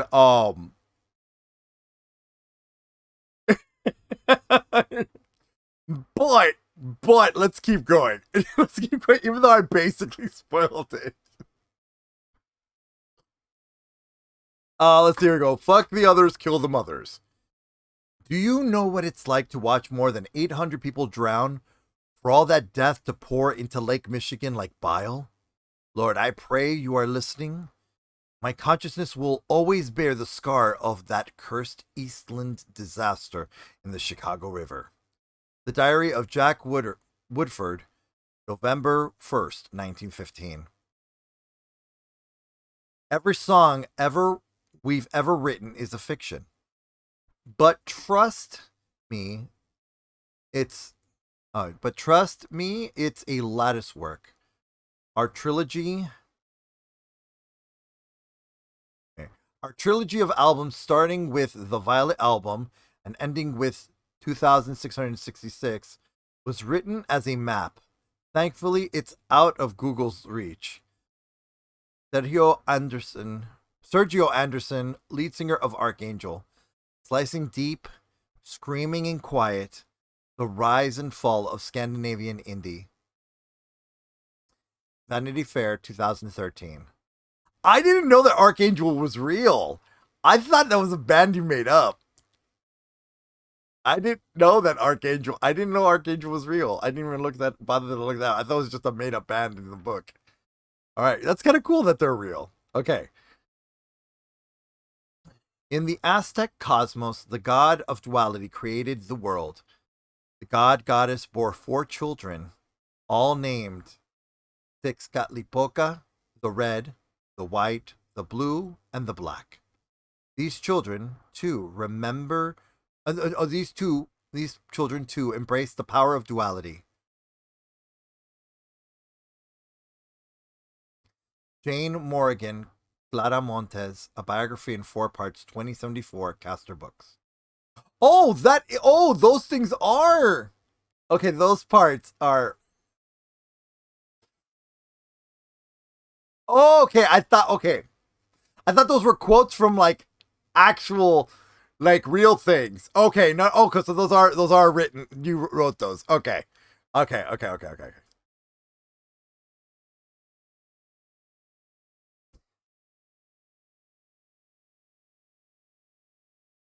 I didn't want this reality anymore. I didn't think it was possible to find any more adrenaline on which to run. My arms ached and I waited to catch my breath for a moment, but there was no relief. Pressure nagged at my temples and ate away at the base of my neck. Around me, every shade of the darkest black brought the world into shape. Sharp relief. My father had wanted to show me something about this place, about this window into the dark, and I have refused. He and my mother called it Miklan since I was a little girl. My mother tried, too, and now I stumbled, clumsy and lost. I still held on to the idea that I might actually be dead. But where was the light at the end of the tunnel? In Miklang, time was melting. I felt it. It moved slowly, very slowly. It reminded me of the times I crashed through the deep end of the pool at my high school. The seconds that melted into whole minutes as I waited to break the surface. Maybe I had been inside this place for weeks, maybe months, who knows? I stared into the eyes of X, a creature that made every nightmare I had I ever had, every boogeyman I had cringed from, a reality. Those human eyes blinked at me through its dog's head as it took a moment to decide my fate. A few summers before, my father had saved up. I almost said saved. Um, my father had saved up his vacation time, and he took Jose Maria, my mother, and me to Oaxaca on vacation for 4 weeks to visit the Montes family there. My father's collection of Luis Miguel and Rolling Stone CDs drenched our ears every mile of the way there. Jose Maria blocked it out with his iPod, drumming on the back of my father's seat all the way. It was the worst trip of my life. The drive took so long, it was endless, in fact.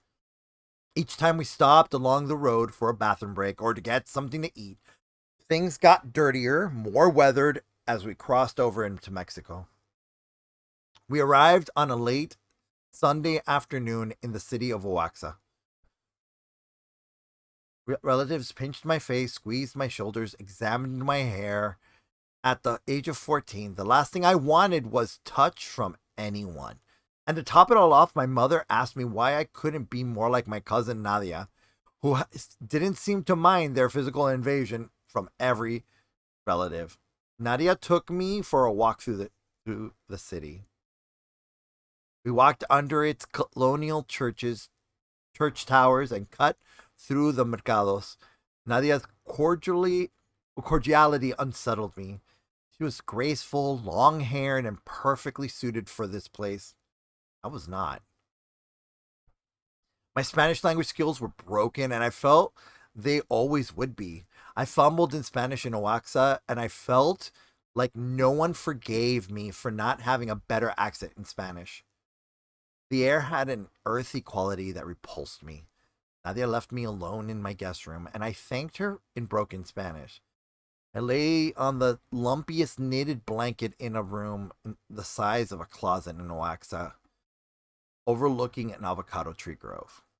I didn't know how I could spend 4 weeks in that place. I cried in silence, and then a smack to my head made me bolt upright in the scream. Jose Maria darted past the doorway like a fox. The object he tossed at me flopped onto the floor, a book. It was his way of giving me a gift without having to speak. Before I could call out his name, he ran off into the maelstrom of our cousins in the courtyard laughing. Picked up the book.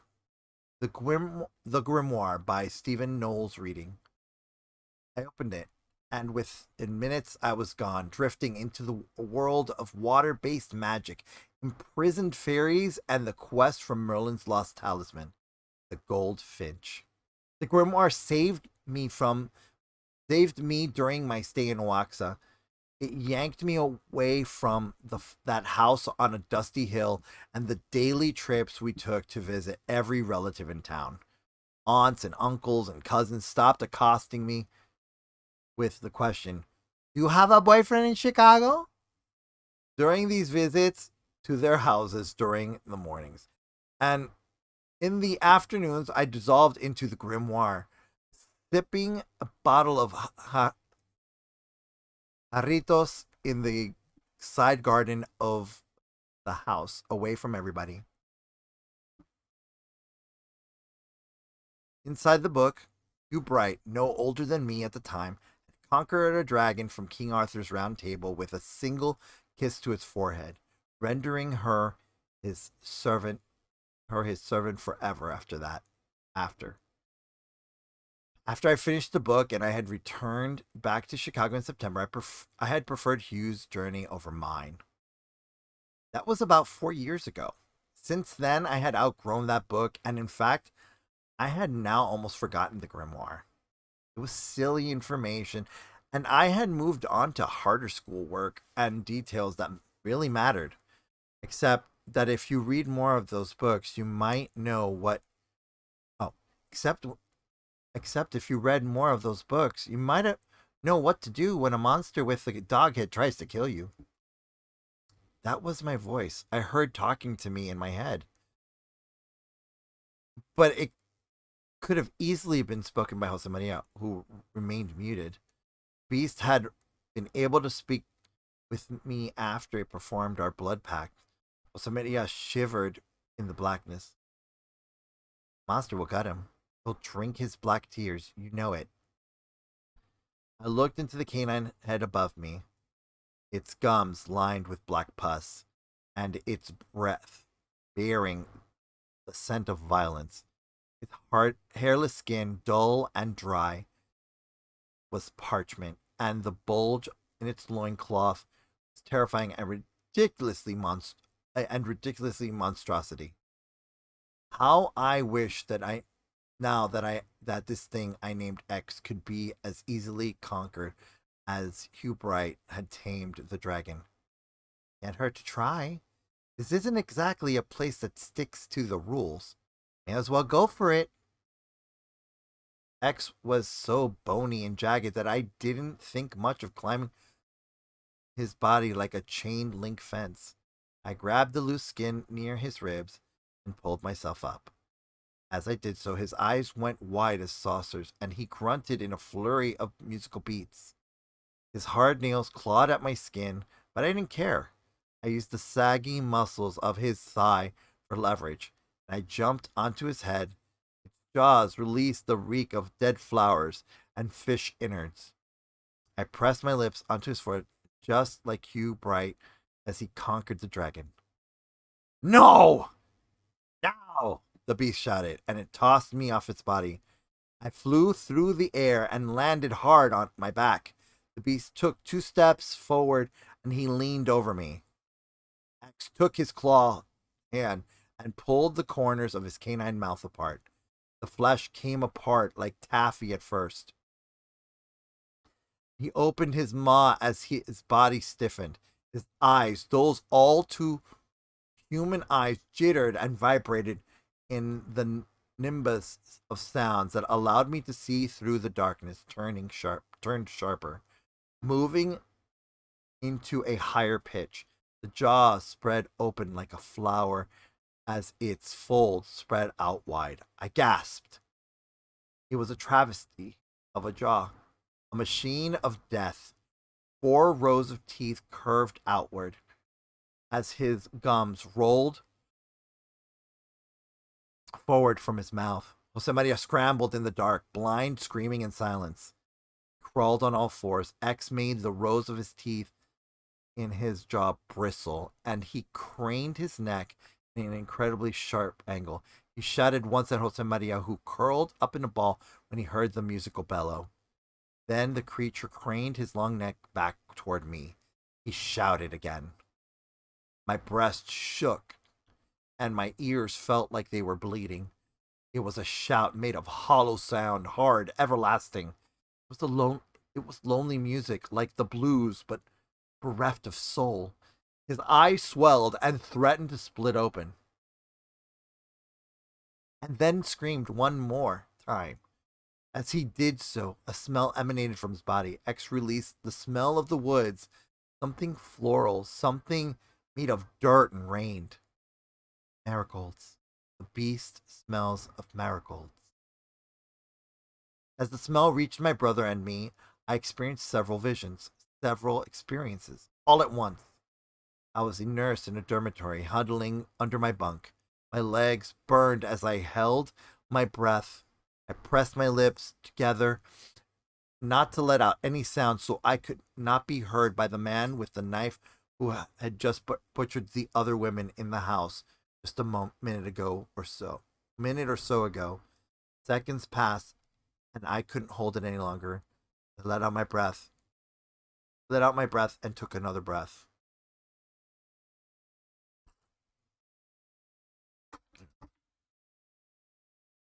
I held it again, and then I saw his shoes. They cleared the threshold of the bedroom, and then I heard his breath heaving, moving closer. When he yanked me by my hair, he tore out most of it, and he pulled and grabbed another patch of my head so he could pull me up full standing. His face was sadly a blur. As he stabbed me, I felt a realization. I hadn't had a chance to get married. When he was done cutting me, I fell to the ground.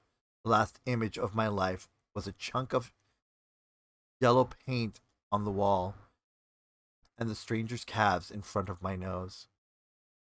This death was not imagined. I was really there. My name was Merlita. I was a skinny teenager, barely 15 years old, crossing the intersection of Pulaski and Lake. I didn't react quickly enough to the pops. They went off like soda bottle. Hey, they went off like soda bottle caps. Pop, pop, pop. My friend Bernard shouted. He shouted hard, and he called my name. None of it made sense. Behind me, a liquor store's glass windows blew out, and then I understood. The the black Suburban screaming down the street was shooting its passenger, holding a handgun in each fist. I felt pressure in my gut, in my head, and my shoulder. Red flowed from me, and it was then that I felt regret and fear. Would Mama be okay? I pressed my hand to my chest and my stomach, and my insides were soft like gelatin. Mama lived under the fist of my father, who also beat me when he showed up unannounced at our house around the corner. If this blood was true, I would never see Mama again, and I would never get her out of this neighborhood. I was old, much too old, and I hated it. 93 years old, and my knee ached like the devil. I remember that. I no longer had a reason to live because my wife's death had left me empty. My many sons tried cheering me up, but my knee tortured me every minute of the day, and the cancer in my liver was winning. My father had come to Chicago from Poland a long time ago, and as I lay on the sofa drinking straight from the whiskey bottle, I became alarmed. He used to drink like this, too. Sideways on the couch, piss stains on the boxes, and one eye half shut. Couldn't remember my father's name. I tried. I really tried. His name. What was his goddamn name? It was a blank space in my memory. I wept into my hands, and the stabbing pains grew deeper in my gut, right where my liver was located. It was New Year's Day, and my sons were coming for a visit at 4 p.m. Pain in my insides grew deeper, sharper, and I knew what was coming next. I died with my hand still wrapped around the neck of that bottle, wishing I could just remember that name. We arrived in Chicago. I had lived on the south side. I remembered that. I wrapped my hair in a towel and I walked out onto the back porch to smoke a cigarette. I could hear the son of the Montes down the street blasting Rhinoceros, and I thought, don't they ever turn down the music? My phone rang from the living room, but I let it go to voicemail. I was dreading answering the call from my boss, so no hurry. I'd fake the doctor's note. I'd fake a doctor's note if that's what it took to take another day off. Instead, I went to the kitchen and popped an Eggo waffle into the toaster. I ran down the figures of my credit card debt and the student loan payments I still had left. I was going to get a handle on this problem, and today was the day it would all start. I had spent the past 3 months hiding the numbers from my Trevor, but he knew I had a problem. $150,000 in debt and a serious shopping problem. I stared at the stuff I bought and I put in our extra bedroom. All of its beautiful stuff, my things, my clothes, a purse and a silk skirt, dozens of DVDs, perfume. I considered going out shopping later today. Why not? Then I put the butter knife in the slots of the toaster to fish out the waffle. The knife came to life, hot to the touch, and suddenly it was glued to my skin. My jaw clenched and I felt a surge. Cramps in my flesh bent my arm back the shape of a hook.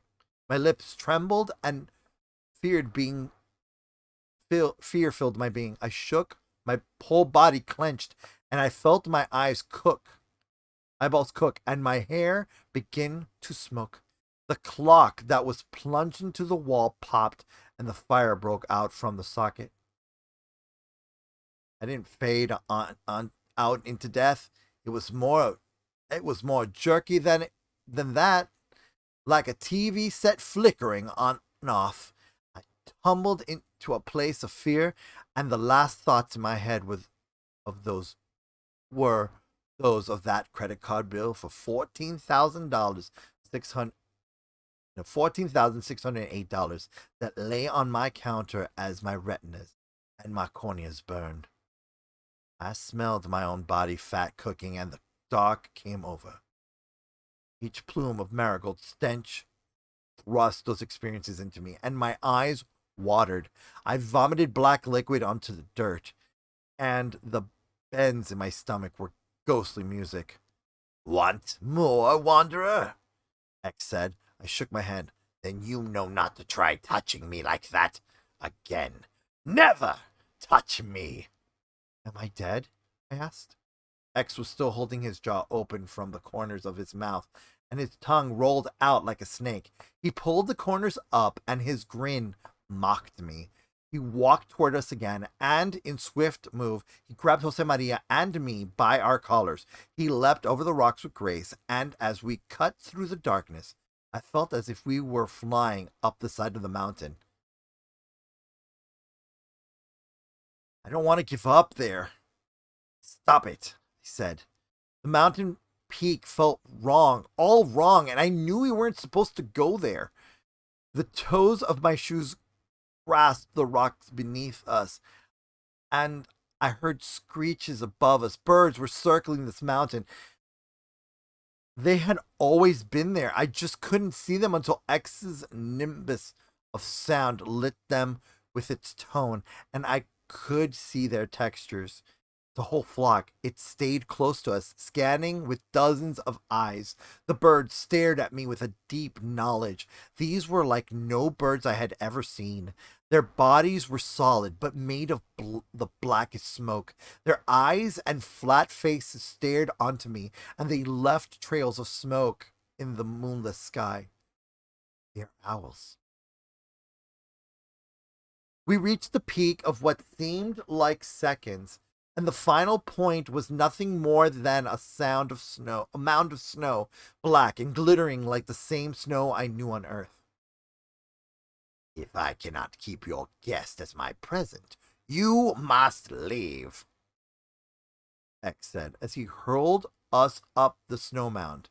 The snow sparkled like volcanic sand, though I knew if I touched it, its icy coldness would sting my skin. X swelled with rage, and his skinny body filled with wetness as his circulatory system had reactivated. His dog face and human eyes coveted Josemaria. It wanted to consume flesh. We fell toward the snow, and as we approached it, I saw it magnify before me as if my eyes contained microscopes inside each eyeball. Inside each black snowflake, I saw myself reflected, and it was like seeing a honeycomb of mirrors. And we approached it with speed and fury. My eyes magnified the images, and I know Josemaria saw them too.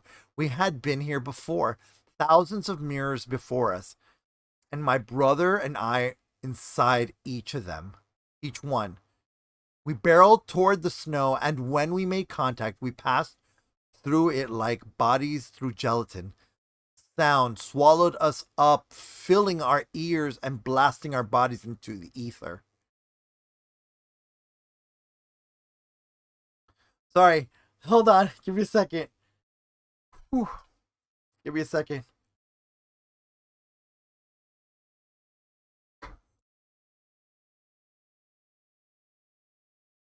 Ooh, ooh, ooh.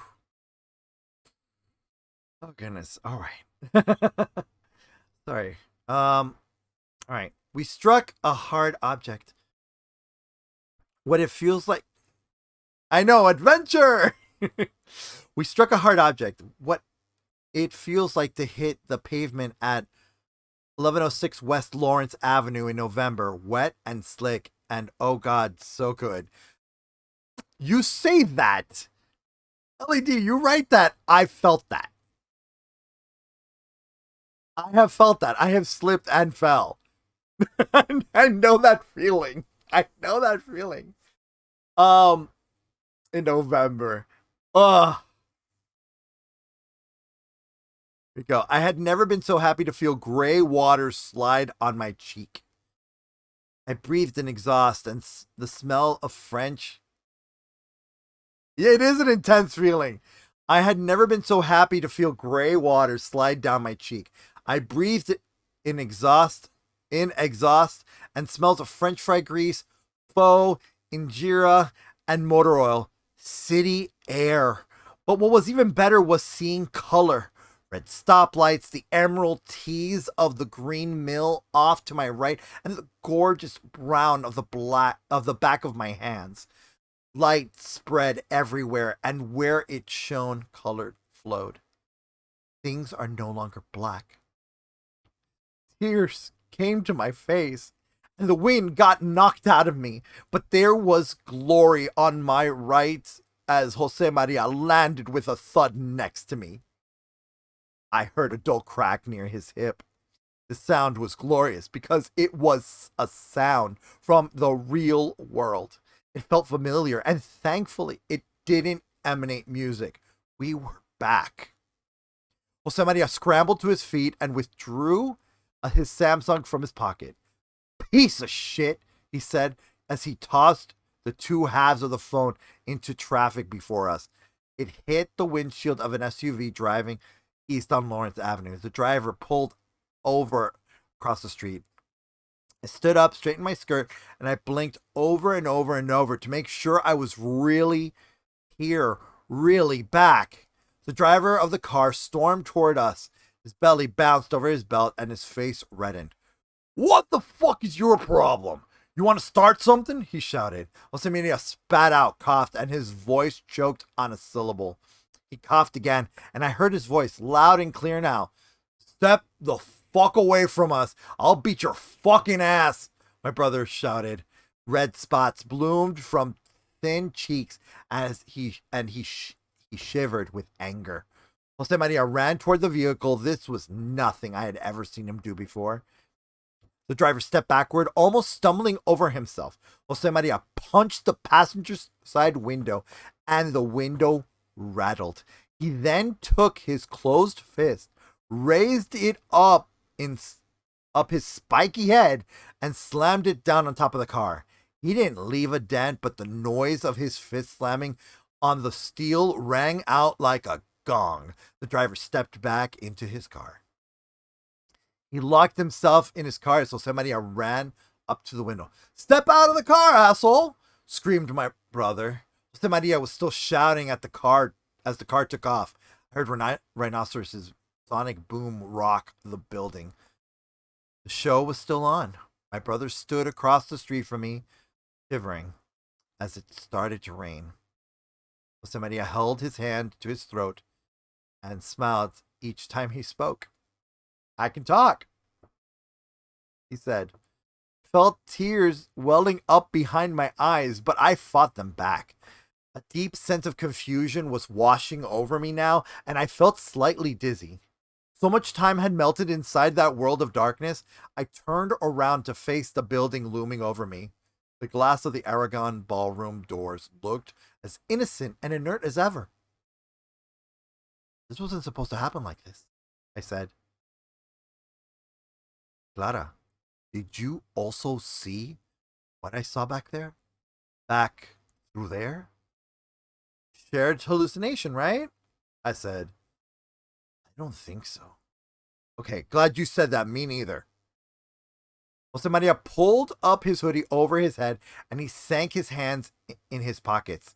This meant he wanted something. You think it's too late to go buy a t-shirt? If I get this one, my collection will be complete. You are unbelievable. We just popped out of what? Hell? And you want to buy a t-shirt? Retail therapy, Reina. It'll make me feel better. I could see the long tunnel of the Aragon's lower level through the streaked glass. No way. No way at all. We are leaving, I said. Everything is different now. We made it out alive, you see. We're okay, Jose Maria said. Talk to me. Dad will be here to pick you up shortly. You saw the dog creature. Jose Maria nodded. And the way it made music, the way the sound allowed us to sort of see in the dark. It was a world made of every shade of black. I saw it too, Jose Maria said. My brother lit a cigarette and we took tiny steps against the wind that whipped through Broadway. I figured we'd walk a few blocks until we got to Little Vietnam. Something about the faux shops and families huddled over the bowls made me feel more comfortable than standing in the presence of the Aragon. Concert hall felt like a mountain in the stench of Broadway, in the stretch of Broadway. And the last mountain I had seen had been black, so black. The home of the creature who spewed bell tones from himself. Did we die? I said. You still don't get it. You know, for being in college, you are the dumbest person I know, Jose Maria said. This is what Dad tried to tell you about. We peeked into Mictlan. So we should be dead.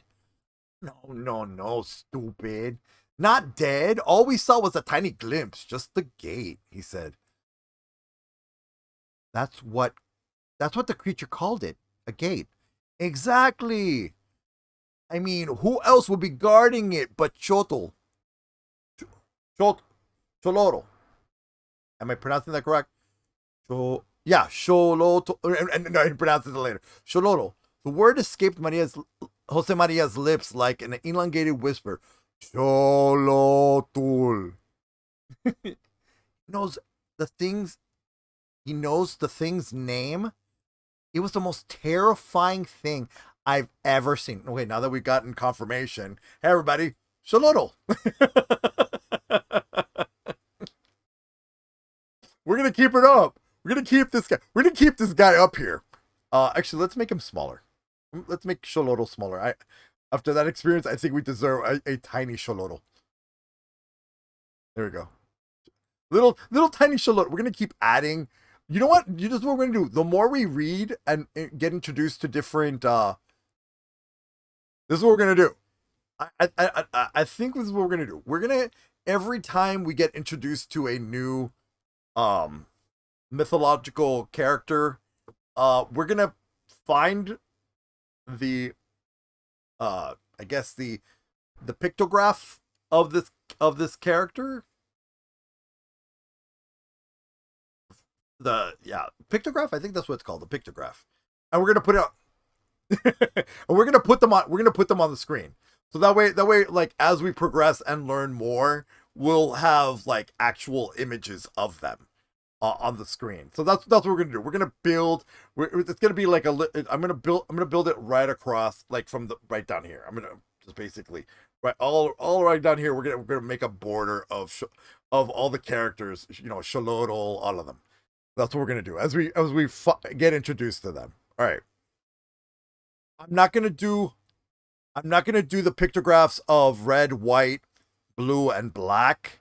Tezcatlipoca, because we didn't really get introduced to them. They were just the names of the chapters. So we're gonna just only the ones that Jose Maria or Clara, or mostly the ones that Clara encounters. So that's what we're gonna do. We're gonna like add the little pictographs on the bottom here, like a little train of characters. So yeah. Okay, so let's keep going. Where did I leave off? Xolotl. He knows the thing's name. It was most terrible. It was most terrible thing I've ever seen. I said, I don't know. I thought it was pretty cool myself. He meets dead souls at the gate and he takes them. You know, down there. Told me his name. I don't suppose you heard him say it. I said. Jose Maria shook his head. I heard nothing. Me neither. And not until he shared his blood with me. Then I could hear what he said. That that was fucking cool, Clara. Jose Maria said. I thought about shaking him by the shoulder to rattle some sense into him. How can that be cool? The name was long, full of syllables and musical notes. Maybe it sounded like Sholoro the more I think about it. So you could hear everything down there, Jose Maria said. Only after he cut me and rubbed his blood on the cut, I said. We reached the corner of Argyle and Broadway, and my head pounded with fresh pain. My stomach churned, and I felt nausea rise up my body. I think I need some time to think about what happened, I said. Why not talk about it right now? You're unbelievable, you know that? You just came out of that place fresh as a daisy? Didn't you feel all that despair, that rot down there? Didn't you smell all those dead people? Yeah, but like, whatever. Get over yourself. How quickly this little shit made me angry. It was real skill. What will our parents think? I said. Sooner or later, you'll have to ask mom and dad. I don't know how you find all this time to try and be a smartass, I said. And put out that damn thing. You're gonna get cancer. My words made me pause. Would cancer claim my brother? Like the cancer that I saw, heard, and felt inside the man who died on his couch in the stench of the marigold? Why would I wish cancer on my brother? And why did I say those words after the vile things I saw in the kingdom of darkness? Words seemed to matter a bit more. X said, You must be careful what sound you make with body and with your mind. Even your breathing, your music announces you. I glanced up Broadway and I spotted my father's Honda racing down the street behind us. I heard sirens blaring and an eerie quiet flooded the streets. Car pulled up and my brother hopped in. My father lowered the window and I peered in. My father layered a thick sweater under his jean jacket and wrapped his neck in several coils with a wool scarf. I got ready to tell him a million lies to create a smokescreen he could never see through. He didn't know how happy I was to see him, but I needed time to unpack what I had experienced. How was the show? How was the show? He said. Sick, shouted Jose Maria from the back. So sick. How is he so fearless? Come on, get in the car. It's cold. We fielded questions about rhinoceros, and we skipped over the near scuffle in the pit as we told it.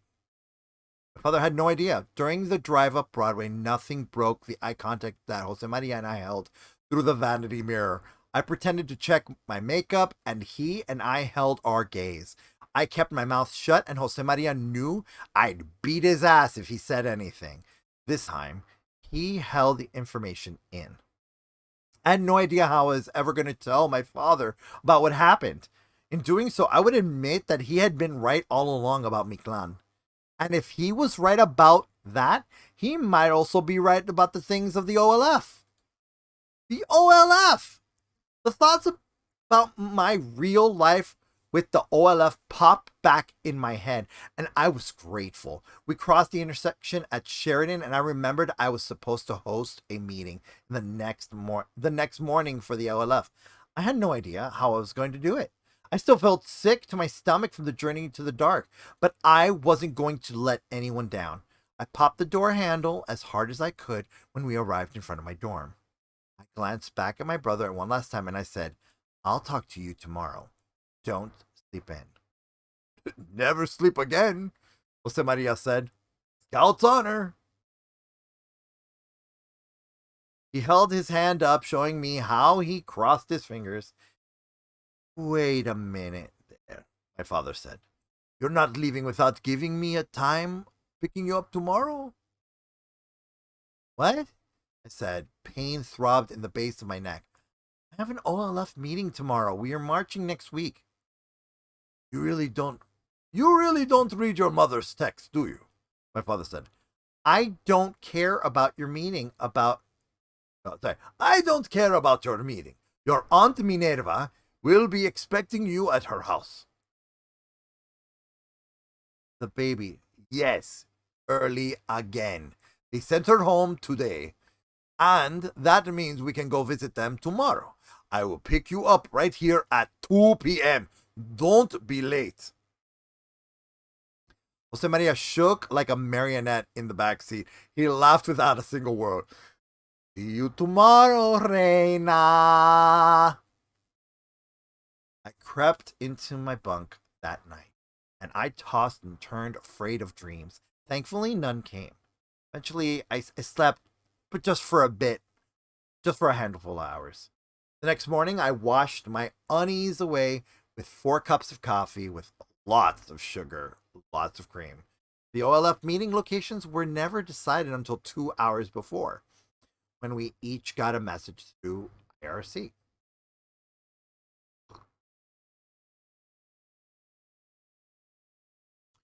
IRC. Okay, go. Ever since the Millennium Riot, we no longer used university buildings to meet. Coffee shops were also out of the question thanks to their high visibility and open Wi-Fi networks.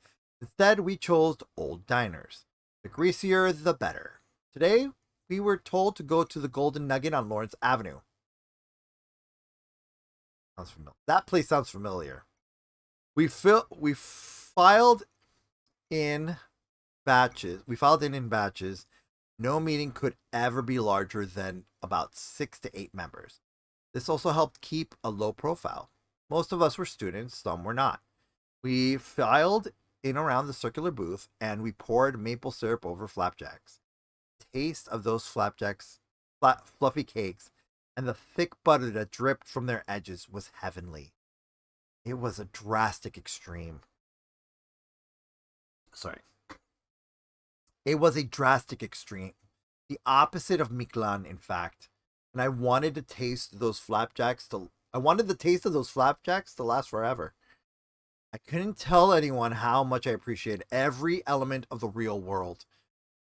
The most mundane things have become rich and beautiful. Our meeting kicked off. Mercy, a lesbian queer activist, the oldest of our group, took a seat across the table from me. Brought 2 others with her, Julian and Mauricia. I represented the university through by now. Though by now, our members had dwindled to a mere 15 on campus. Today, only 3 of us attended. Myself, Dennis Cho, and Kayla Onayemi. There was no texting, no checking in allowed at these. There's more sanctions coming from feds, Mercy said. Those new checkpoints on Lakeshore Drive and the Eisenhower Expressway. They're not just for DUIs.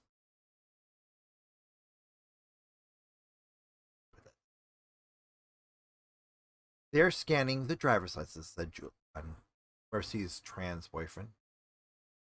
It's a registry. I felt completely lost in this new information. My head was sticky and tangled, but other thoughts. I needed to separate them, but thoughts of Miklan were winning. But Clara, you know you didn't dream about the Creature X. He was real. Jose Maria knew the creature's name. Xolotl. Xolotl. He guards the gate. Black skin and black eyes and black pus. But I did my best to focus. What kind of registry? I said. The kind you would expect, just adds to every bit of data to those they think are part of OLF, Anonymous, or any other group that came before it, Mercy said. She shifted in her seat and gave a slight nod. Immediately, Mauricia passed the individually packaged tubs of jelly to Mercy. Kayla, who sat in the economics lecture hall next to me many times, leaned forward into the circular table. She was barely passing her classes, but she was loyal to the group. Nothing much to it, she said. Just take any data they can, Facebook check-ins, store receipts, checkpoints on Lake or Drive, and they crunch the data. They make models. The models let them predict if any of us are likely to show certain behaviors. You mean they want to know if we're likely to attend protests or to become violent at protests? Is that? This is more of precog shit, Julian added. Like a Philip K. Dick book. No, too science fictional, Mercy said, cutting everyone off. It's just market research. That was my job for 10 years, I know. Mercy's soft voice bellied the authority she had. How old are you anyway? I said. Mercy didn't look any older than 28. Her skin was blemish free, smooth as stone. 42, she said.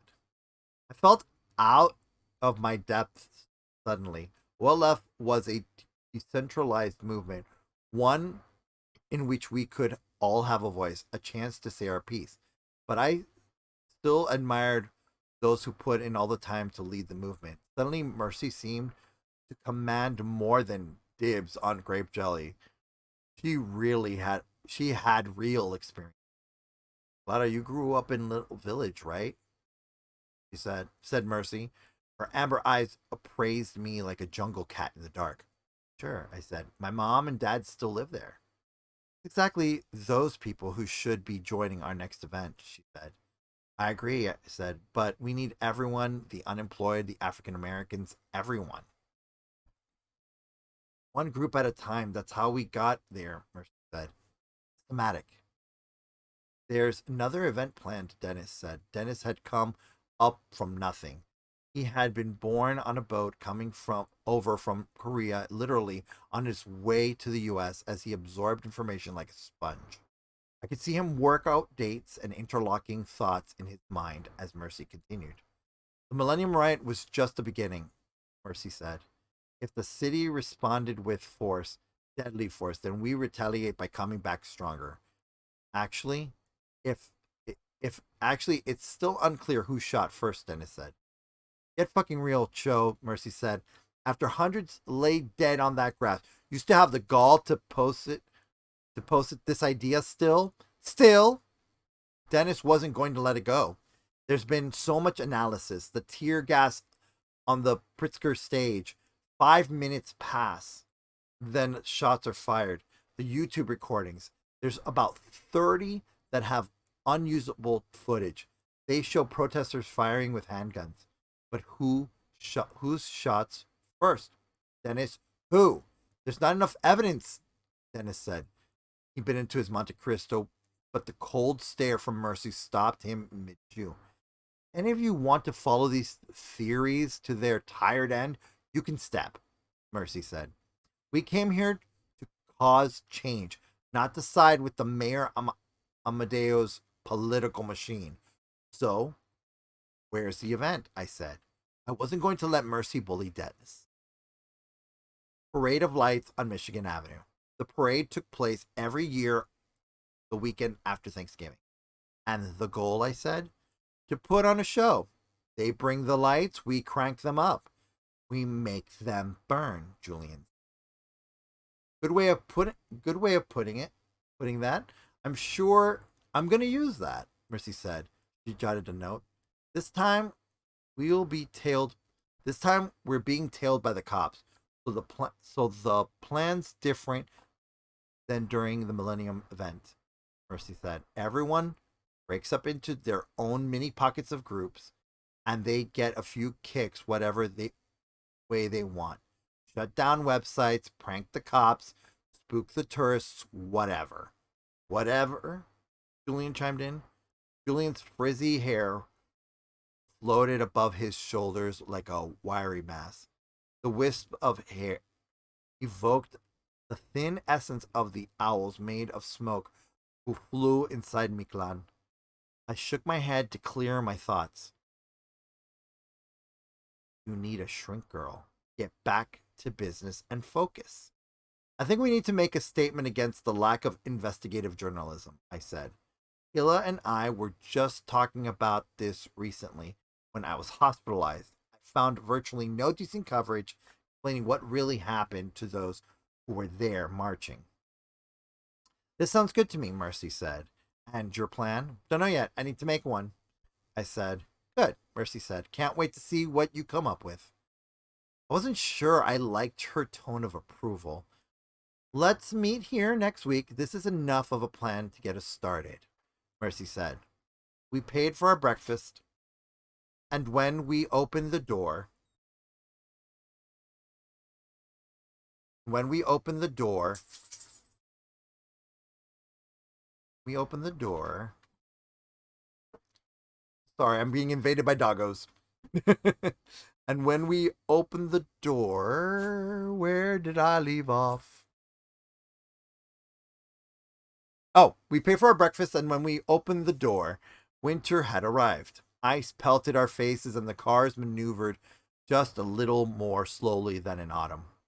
Ice brought on caution on the slick roads, and I felt proud of our little group, but something in my belly stirred, something I didn't like. For a moment, I remembered a world made up of darkness, shaded only in color black. It was a place guarded by a man with a hairless dog head and teeth that bristled in the dark. The images pulled at me, dragging my mind into their world without light. I made additional plans with Kayla and Dennis on our way back on the Clark bus, which would get us back to campus. By the way, if you're wondering what's in my hand, I'm actually holding my cup. The leap motion is like capturing that I have my cup in my hand. So, so let's see. Okay. All right. I made additional plans with Kayla and Dennis on our way back on the Clark bus, which would get us back to campus December 7th. Back to campus. December 7th was going to be a significant milestone for the OLF and the movement. We made a couple of stops along the way, and the police checkpoints along Clark Street made me shiver in my long coat. When we arrived, I put my key in the front security gate of my dorm, and a horn honked behind me. I think it's for you. I think it's for you, Kayla said. There was my parents' Honda. My stomach sank. I couldn't. Couldn't my dad arrive a little late just once? He was always 15 minutes ahead of schedule. I took a step closer. Good. I took a step closer. Trying to get my hands out of the thing. I took a step closer to the car and realized my father wasn't behind the steering wheel. Taking your time, my mother said. I meant to give you a little more time, but your father shooed me out the door to prevent my lateness, as you well know. I ran up to my room and grabbed a backpack full of stuff for the overnight trip. I also grabbed my hamper full of dirty clothes on my way of the suite. I pushed the swinging door and struck something hard. Clara, said Edgar. The door divided the space between us, but I couldn't see his fine stubble, the hard lines of his shoulders, the radiance inside his eyes. Now that I was back in the world full of color, I lost track of time as I studied the way reds and yellows and greens pulsed and throbbed in sync with the shadows. After everything I had witnessed last night in Miklan, I felt like a different person. Edgar put his hand on my forearm. Came looking for you, said. I heard you went to a meeting today, Dennis told me. Of course he would, I said. Dennis and Edgar, indivisible, held together by the glue of bromance. What do you want? I need to be nasty, Montes. It's been a rough week. Not apologizing. He has no idea what I've been through. We gone for a few days from school, he said. Mother passed away last night. When I heard the words from Edgar's mouth, Sounds became music again, and I remembered the place. Miklan. The lords at the bottom of the coil are waiting. Where the words of a person became notes to a song. I didn't know that. It's okay, he said. I didn't know how to say this, but I didn't know what to say to a friend whose mother died. This was the first time it happened to me. I slowed down for a moment and set my two bags down. The staircase stank of male sweat and beer. It is as it always did on Saturday morning. Go on, he said. I did a lot of thinking last night after my brother called me to the news. I feel I owe you in some way. He said. For what? No, I wanted to say that I'm sorry. Edgar said, his baritone filled the white walls of the staircase.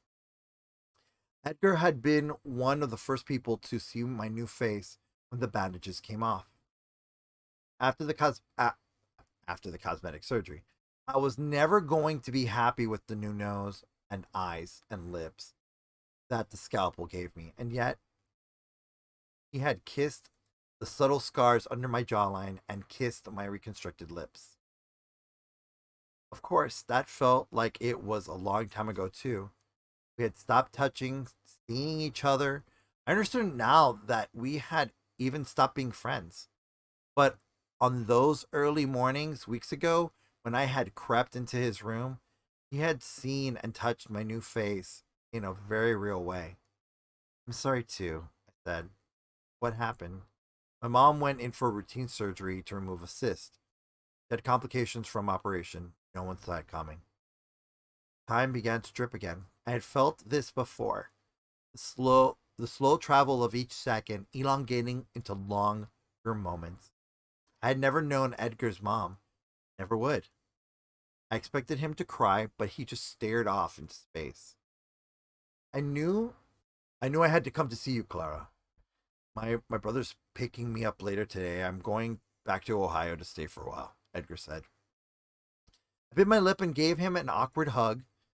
Kept my body mass as far as I could from him. I had lain on top of Edgar and ridden his hips. Now the touch of his body gave me a sickly chill down my arms and legs that I did not like. You're supposed to say you're sorry, girl. Mother is dead. Her hallucinations are true. She's moving down that spiraling valley right now, descending while the smell of rot rises. Soon she'll rot.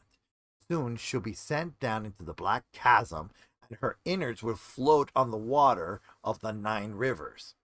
Tell him you're sorry. Why? Sorry for what? Never knew the woman. I don't know what else to say, I said. I felt the surge. I felt the urge to press our bodies together, to kiss with our tongues, to strip off our clothes and forget how we didn't know what to say. Instead, I took a step back with my left foot. I didn't feel like feeling horny. It was wrong. I took another step back to get myself out of that line of thinking. I pulled up my bags by the nylon strap. Fine, you don't need to say anything, Edgar said. See you later, okay? He walked out of the hallway before I had a chance to do so. He darted out through the heavy doors like a ferret squeezing through the gap between 2 tree trunks. I was more confused than ever. When I got in the car, my mom kissed me on the cheek. Her eyes looked too brown. And suddenly, the dusting of flurries on the ground sparked too brightly. Colors were making my head hurt. My mother drove down Ashland Avenue until we couldn't anymore. Snow drifts made our drive slow, dangerous. She chose another route, and the trip became longer. Gave my mother time to ask me lots of questions about the night before. Concert was pretty. Concert was pretty good. I said. I think Jose Maria had a good time. He seemed content today, and you? Glad I went. I said. I played with the radio until I flipped through 20 or more stations. When I settled on the top 40 station, she pressed the power button and the sound died. You know that You know that deflecting only works with your father. So let's cut right to it. Talk to me, Clara. I'm here to help. What happened? She knows. How does she always know? This moment had some of the weirdness of the first time my mother talked to me about having my period. That moment she had broken into conversation just like this with the violence of cracking an egg. How do I talk to my mother about a world of owls, of smoke, and a crater the size of a planet? Because she knows, you idiot. Last night, on our way out of the Aragon, Jose Maria and I fell. That's the only way I can describe it, I think. Fell into Mictlan, just like you said we would. Her eyes peeled open, and she bit her lip. I explained how we ran toward the doors of the Aragon and how the creature Cholotl found us. That's all wrong, she said. But I went into Mictlan. You said I had to. You were supposed to do it alone. But Jose Maria fell through the reflection in a piece of glass. How wouldn't we go together? My mother's tears welled up in the corners of her eyes and then glared into the snow lit her face up. Should have only been you, she said. How did you learn to go through glass? I was dumbfounded. I didn't learn anything. It just happened. There's a ritual, Clara. You bypassed it. I've never heard of someone entering that world in the way you did. It's supposed to even seem impossible. Your abuela Blanca would have mentioned it if it was an option. In fact, it was your father that wanted to show you the method he was taught by abuela Blanca. We landed. Just darkness, I said. And the Xolotl found us. He hunted us, Mom. He treated us like trespassers. Except he called you Wanderer. Why? My mother took the ramp onto the Stevenson Expressway. Your father's family accessed the realms of the gods and goddesses through very simple means. Through dream divination and magic ritual. 2 ways. Not through running into a glass door. You entered illegally. All we did was run toward the glass, I said. That's when my mother's tears broke. Goddamn Montes family. If I had never met your father, I would still be safely in the Catholic Church. But Mom, we survived. You'll see when you get to Minerva's house today that your father's sister suspects something. He and I are trying to resolve this problem before the news travels up their channels, all the way up to you know who. I had no idea who she was talking about. But why? Can't my aunts help? I said. Get real. But why not? Because they think that you got the stink of death on you. You carry death around you like a necklace, and they think that your corruption is my fault for your father not marrying the right woman. They like me a lot, but not that much. So that's what this is about. You've made this about you. Don't talk to me like that, Clara. We crossed into the suburbs of Palos Hills. She was really angry now. The tires slid on the ice as she parked. Just be sure not to tell Vanessa a single word about what's going on, okay?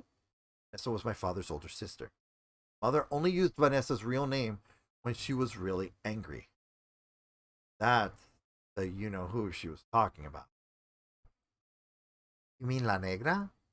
I said, yes, La Negra.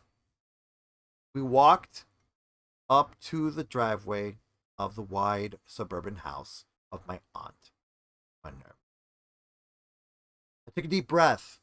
Going into the void of Mictlan had been a perilous journey, that entering a party of Mexican relatives during the peak of intra-family conflict was far, far worse. Look, speaking as a look, I'm not Mexican. I'm Cuban, Puerto Rican. I can tell you, I feel that. I feel that. I know. I know. Oh boy. I know that. I, I know that. That is so true. That is so fucking true. All right, anyways, let's go. The clouds rolled above the house in waves. They churned into a black ball as a snowstorm headed our way. I distinctly saw a pair of eyes in those clouds. They examined me, my mother, the rolling streets of the suburb, and they felt as cold and black as those of Xoloto. Cumbia music pumped out through the windows. My mother put her arms around my shoulder, and we walked in together. Ooh! Ooh! Oh, man. Oh, man. Oh, man. I'm gonna to refresh my tea because the tea of this family drama is about to happen. I can feel it.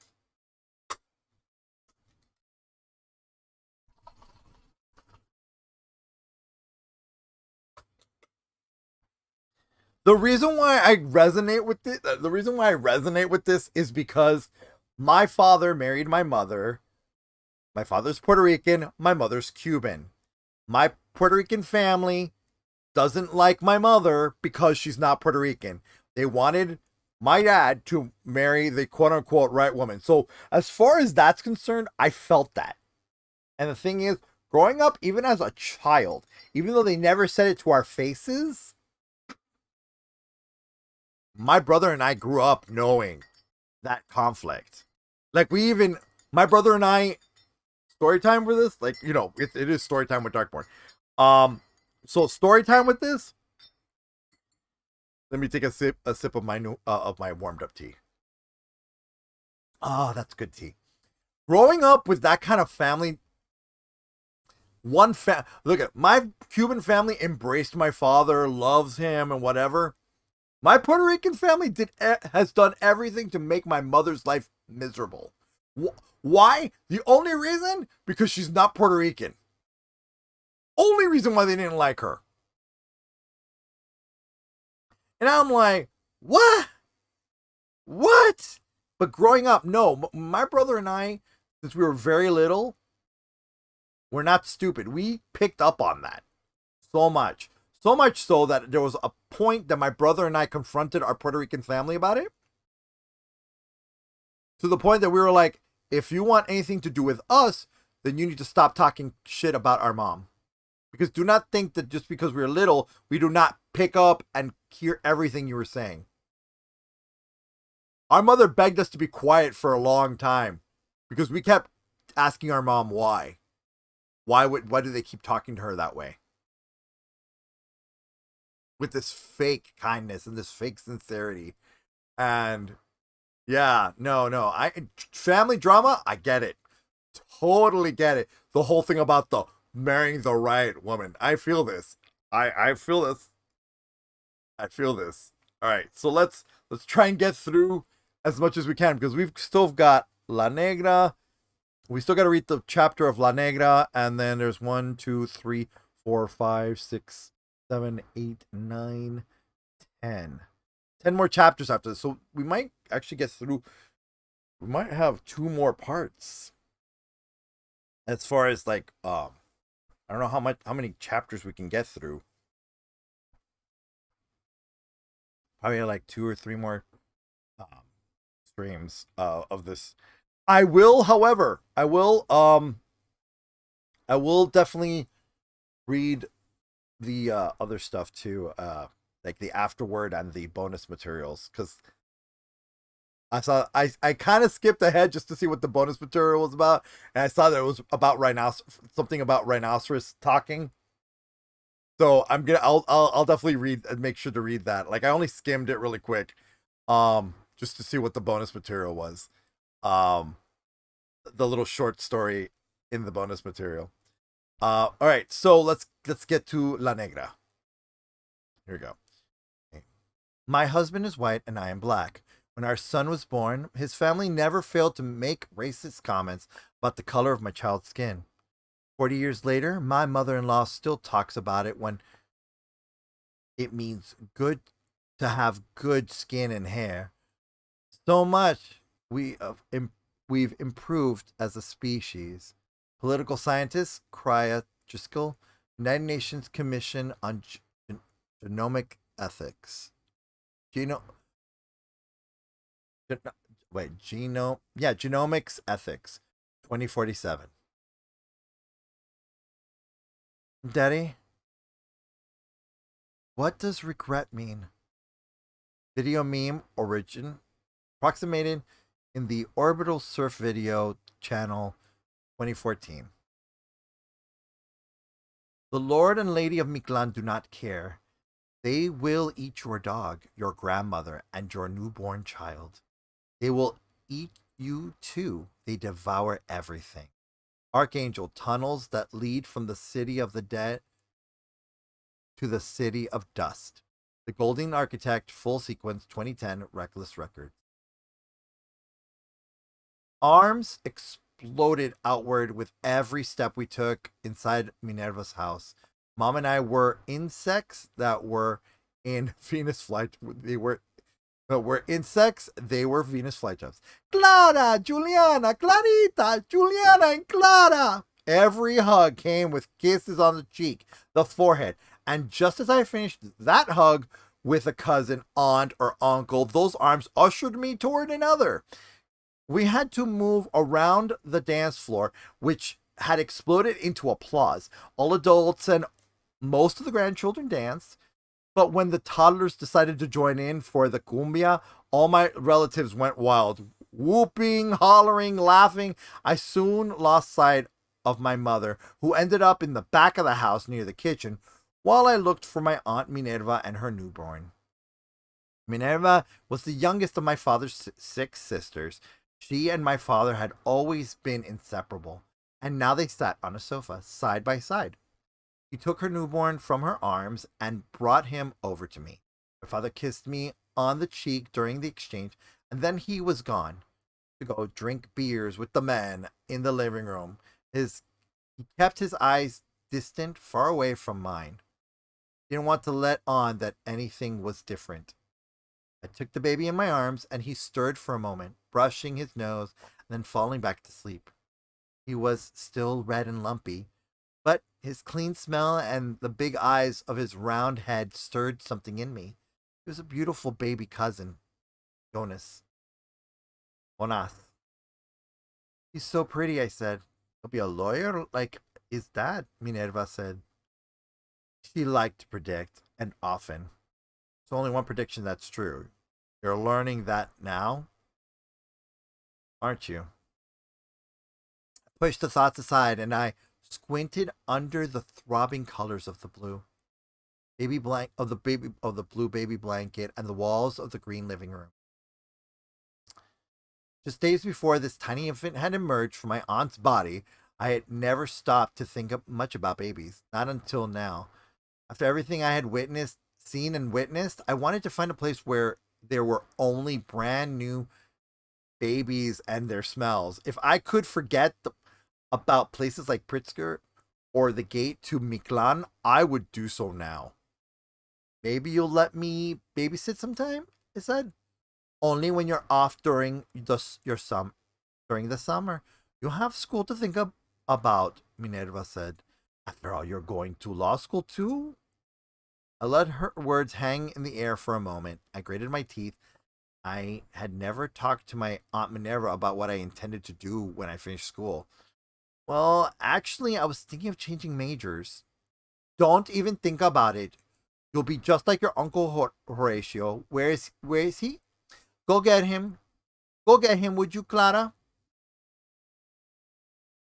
I didn't particularly want to find her husband Horatio, but I sure did want a break from her. I sniffed my hands and walked away. Keep that baby smell. Hey, Clara, Minerva said, one hand in the air. to make sure I didn't stray too far. You're doing okay. You doing okay? You know, the tragedy? Yes, I am. Thanks for asking. The plastic surgeon did an incredible job, and I'm still not used to it. And your eye? How is your eye? I'd explained it to all my father's sisters many times over, but it never seems to stick. I don't want to talk about my blind eye. It's dead, I said, but the other one still works. Minerva recoiled, and satisfaction allowed me to keep walking away from my aunt. Probably solved for now, but she be back later to prod me some more. You know, your father knows a lot of things about dead things. She said. That caught my attention. I glanced over my shoulder, playing with my cell phone, pretend my interest was low. However, my ears were alert with every syllable she spoke. Things are those? What things are those, Minerva? We learned the old ways from our mother, Abuela Blanca. You know, the very old ways from Oaxaca. Surely Abuela showed you some of that when she was alive. No, she never showed me anything. Said it was true. In my mind, spirals of lichen and fungus exploded, spilling the fumes of death, stink, and rot. I heard the sound of bells, the sound of the Choloro ringing from the top of the mountain with his black human eyes set in a dog's head. Well, I am surprised, Minerva said. Your father knows the old ways best. Can't forget them. Yes, you're right, I said. Sure he hasn't taught you the songs your abuela used to sing? The songs would help you after the tragedy from Millennium. She gets bolder. She wants to get right down to it. Jonas kicked in Minerva's arm, and she brought him closer to her breast. She flipped down the flap of her blouse and fed him. Suckled with his eyes shut and in absolute innocence. Jealousy and revulsion churned inside me, but my curiosity burned. What songs? I said. Well, after a tragic death, or in the case of many tragic deaths, you sing special songs to send the souls off to the next place. What place is that? I said. You should ask your father. He'll tell you. Then come and tell me what he said, okay? She suspects already. Mom was right. I had no idea why my father asked me to conceal things from his sisters, and it made no sense to me. This was my this was a family of paradoxes. I squeezed past I squeezed past relatives through several rooms looking for Jose Maria. I found him in the den, kneeling before an Xbox surrounded by 8 other cousins around the glow of the screen. Jose Maria ignored me. Uncle Piruli nursed his 10th rum and coke in the lazy boy in the corner. He traveled for a living, selling marketing services to insurance companies, but he was more of a fixture in this room than the Xbox or the furniture. When he didn't travel, he lived in this basement. And though he tolerated nephews and nieces during the parties, this was his kingdom. And we all knew it. I wasn't sure why my aunt Minerva allowed him to live in the basement this way. Lara, croaked Piruli. Go get me another Cuba Libre. Even at 19 years of age, I still hadn't shaken off the obligation to run small errands for all my uncles and aunts in this way. No one needed maids as long as the kids were there to refill ice buckets and deliver bowls of chili peanuts to the adults at the party. Oh my god, this is so I feel this is my life. I feel this so hard. It's so true. It is so true. Oh, it's so true. Hold on, put down my tea. I glanced one more time at my brother. I was invisible to him while he lanced demons through the flat screen. At the top of the stairs, I ran into Minerva again. I thought of making an excuse for not going to my father, but instead, I just scooted past her, hoping to avoid more questions. In the in the hall, I walked past the portrait of my grandparents, which took up a whole surface of an ebony mantle. Just as soon as I thought I was free from her gaze, she said, "You go ask your father yet?" I bumped into the doorway and I stumbled forward.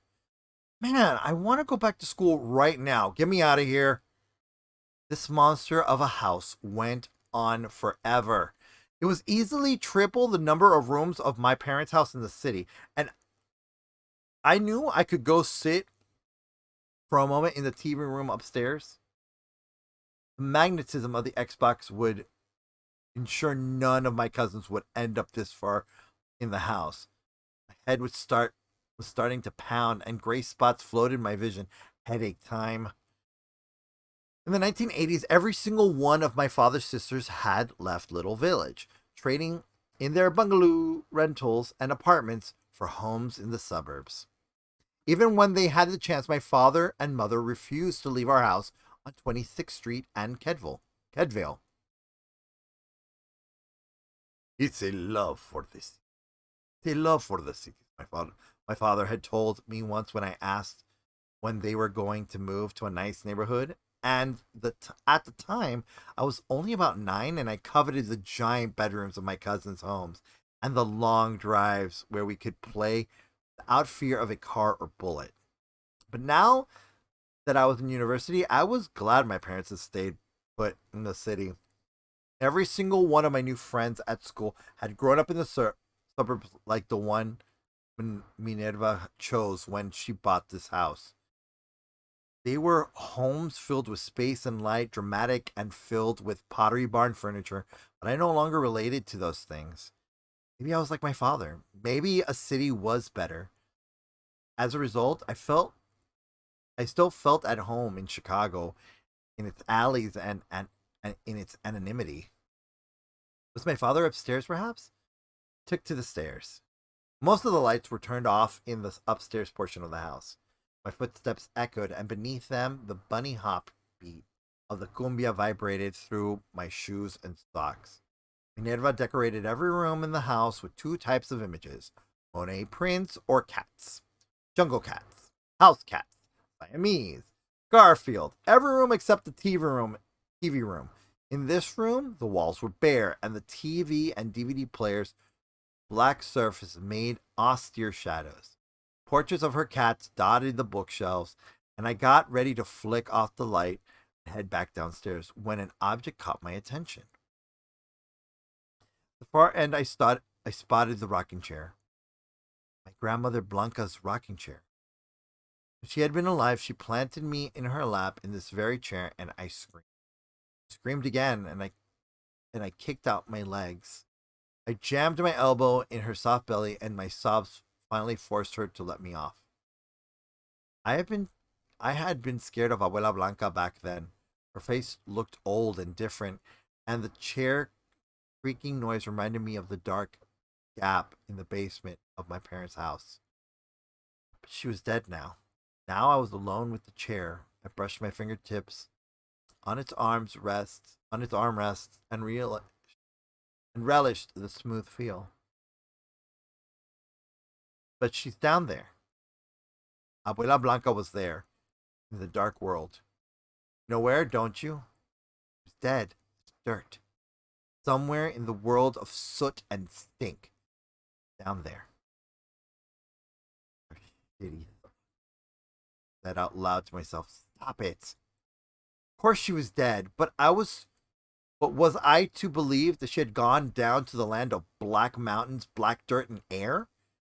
Even if my grandmother had scared me, I didn't want to think of her as a corpse or a trapped soul moving into the vast abyss in the bottom of a world shaped like a spiral. She had been my father's mother, after all, the woman who taught him everything he knew. But your father will go down there too. and he'll rot belly first, split open like a melon. He'll sink into the stench of that place. You know this too. Had that been one of my thoughts? Could I really think that? Or was there someone else saying these words? Was it a voice? It was a voice. Though I heard no sound, that voice that spoke to me felt close and real, as if it were whispering in my ear.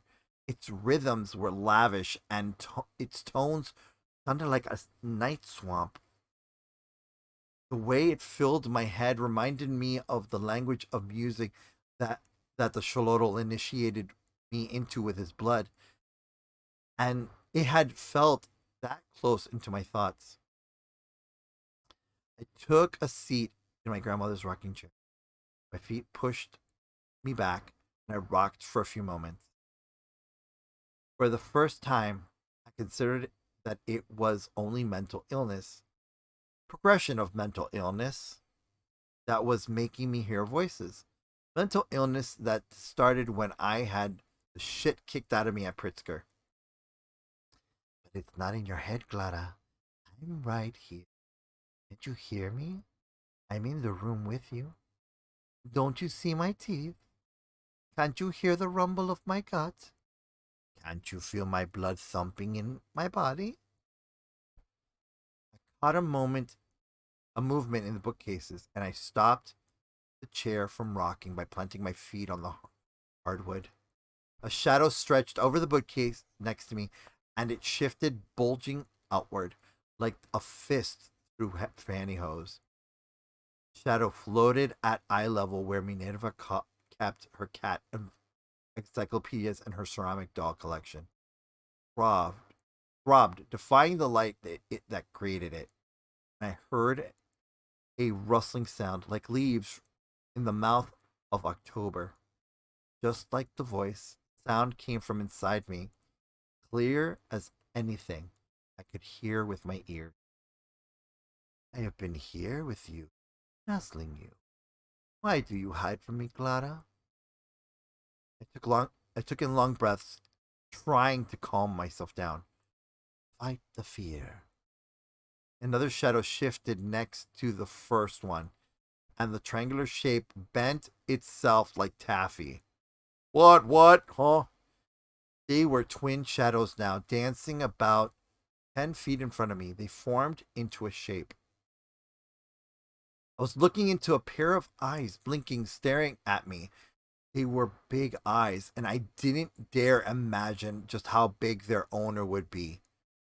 I could see the details in the dark, just like I had learned to see every shade of color black inside Mictlan.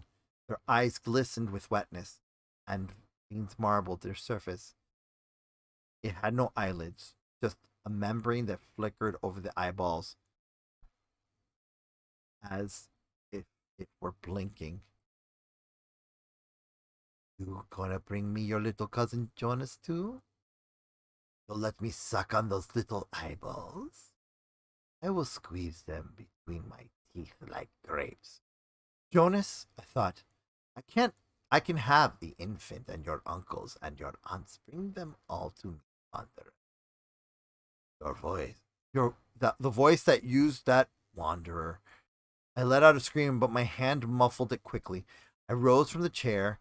I had no idea if I would run away, but I would be ready if I had to. Wait a second. Wait, before we continue, what? What?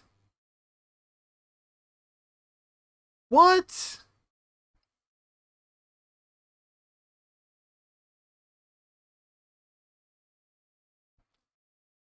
Oh, you gotta log off, but it's been wonderful to hear you read such. Oh, good night, LED. Sorry, I didn't see that. And also everybody, we will be having a next. There's 30 minutes left. We're gonna keep reading this, keep going. We're gonna have story time every other week. So the next story time, so basically part 3 of part 3 will be on the 26th of Wednesday, January 26th at 7 p.m. Eastern Standard Time. Let's just keep going. I need the comfort of something familiar, something from this world, something good. Voice spoke again, and its speech grew harder, more clipped. I heard nails scraping on the surface. Thousands of nails. Like Abuela Blanca's chair. She did. She did too. I ate her up after she had the stroke. Your father, Adan, was right. In there in the room with her, and he watched her go while I bloomed in her head like the marigolds that flower down inside the valley of spine.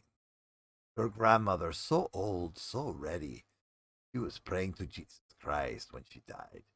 Did you know that when I took her, she forgot about everything? Got everything but the Jesus. Funny, because she used to believe more in us, the citizens of Miklan, than in that other god. She understood we were very real, but at the last moment she turned back toward that man on the wood. Her flesh became mine. You know, most of them wet themselves when I come and touch them on the shoulder to take them to the next world, Clara. Stop it, I said. I was talking no one and nothing. Stop this now. But it doesn't stop, Clara. Did you like it when you set the wheels in motion, Clara? When the gas blinded everyone in that hollow dome, and the men were free to shoot them like cattle? When their heads exploded round after round, and those women and teens shot. The eyes blinked, and I recognized something in them. Something feral and big. Xolotl? I said, invoking the name of the creature.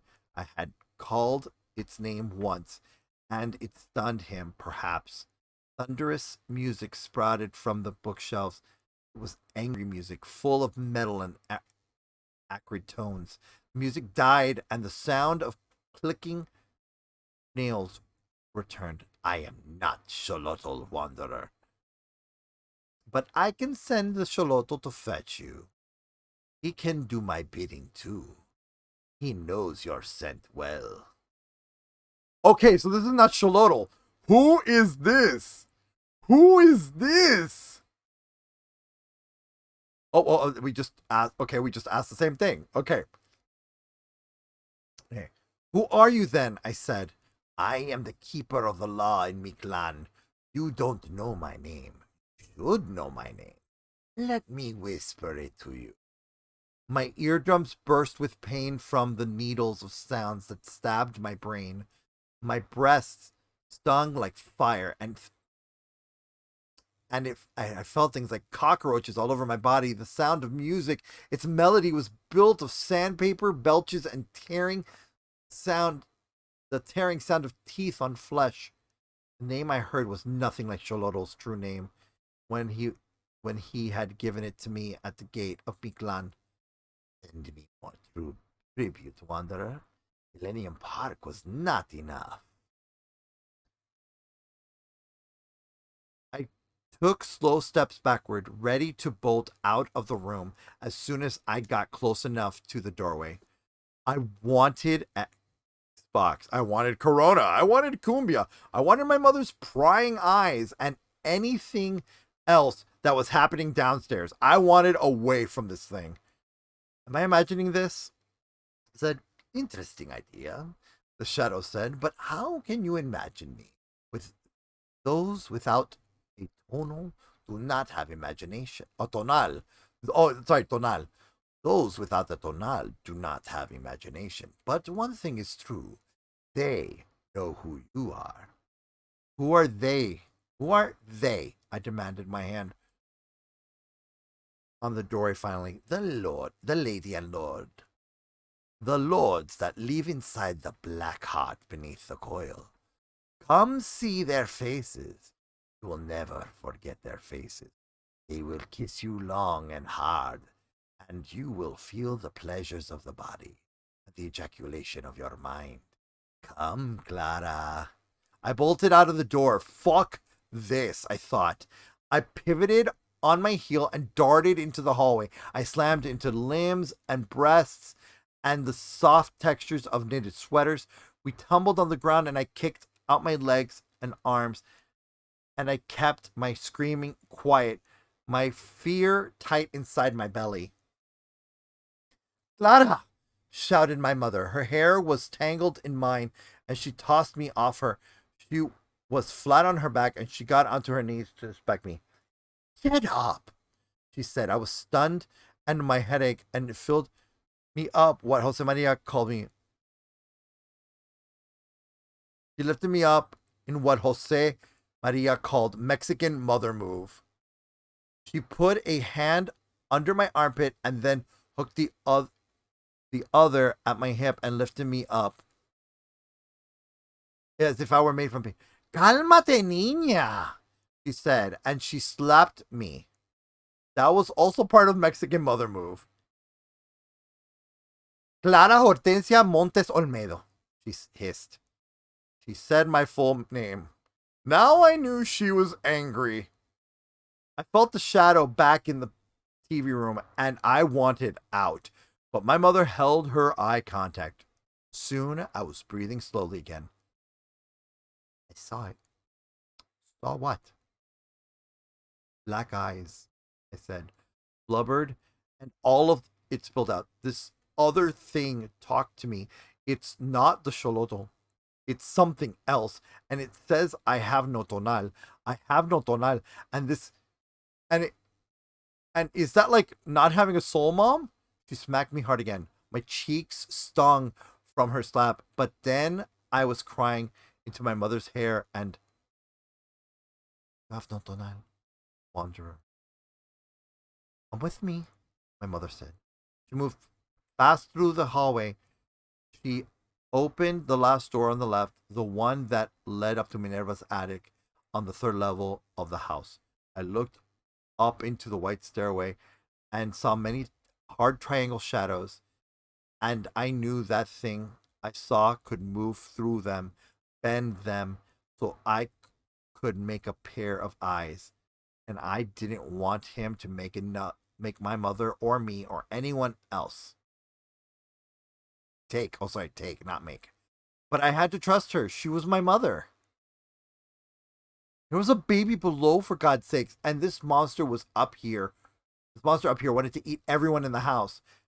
It had said it would take even the baby. Followed my mother and the folds of her gray dress. That was the last time my mother and I climbed a set of stairs together. This was the way my mother fit into the tapestry of the Montes clan. She had been born Juliana Olmedo, the sole daughter of Francisco Olmedo and Antoneta Haciendas. Grandparents I had only met once, but who still lived in Guadalajara. My grandfather Francisco ran his own shoemaking business, and his factories expanded from Mexico City to Monterrey. So did his wealth. My mother had been sent to the United States for university, and she met my father while she visited Los Angeles. Their Los Angeles affair was short, but their long distance relationship long. By the time my father got on his knee for her hand, my grandparents had made up their minds that my grandfather's family was much too vulgar and low class for my mother to marry. When my mother married my father, she essentially said goodbye to the life in Guadalajara. And that meant my mother had found a home in every single one of my aunt's houses. The Montes sisters took her in as one of their own, better or for worse, and that meant that over the years my mother made a new family in multiple houses across Chicago.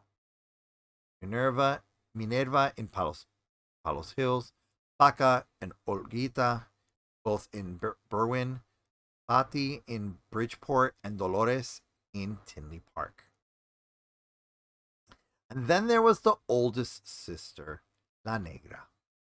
Her house was in Logan Square, but none of us, not even my father, nor me, nor Jose Maria, much less my mother, had set foot in there as far as I could remember.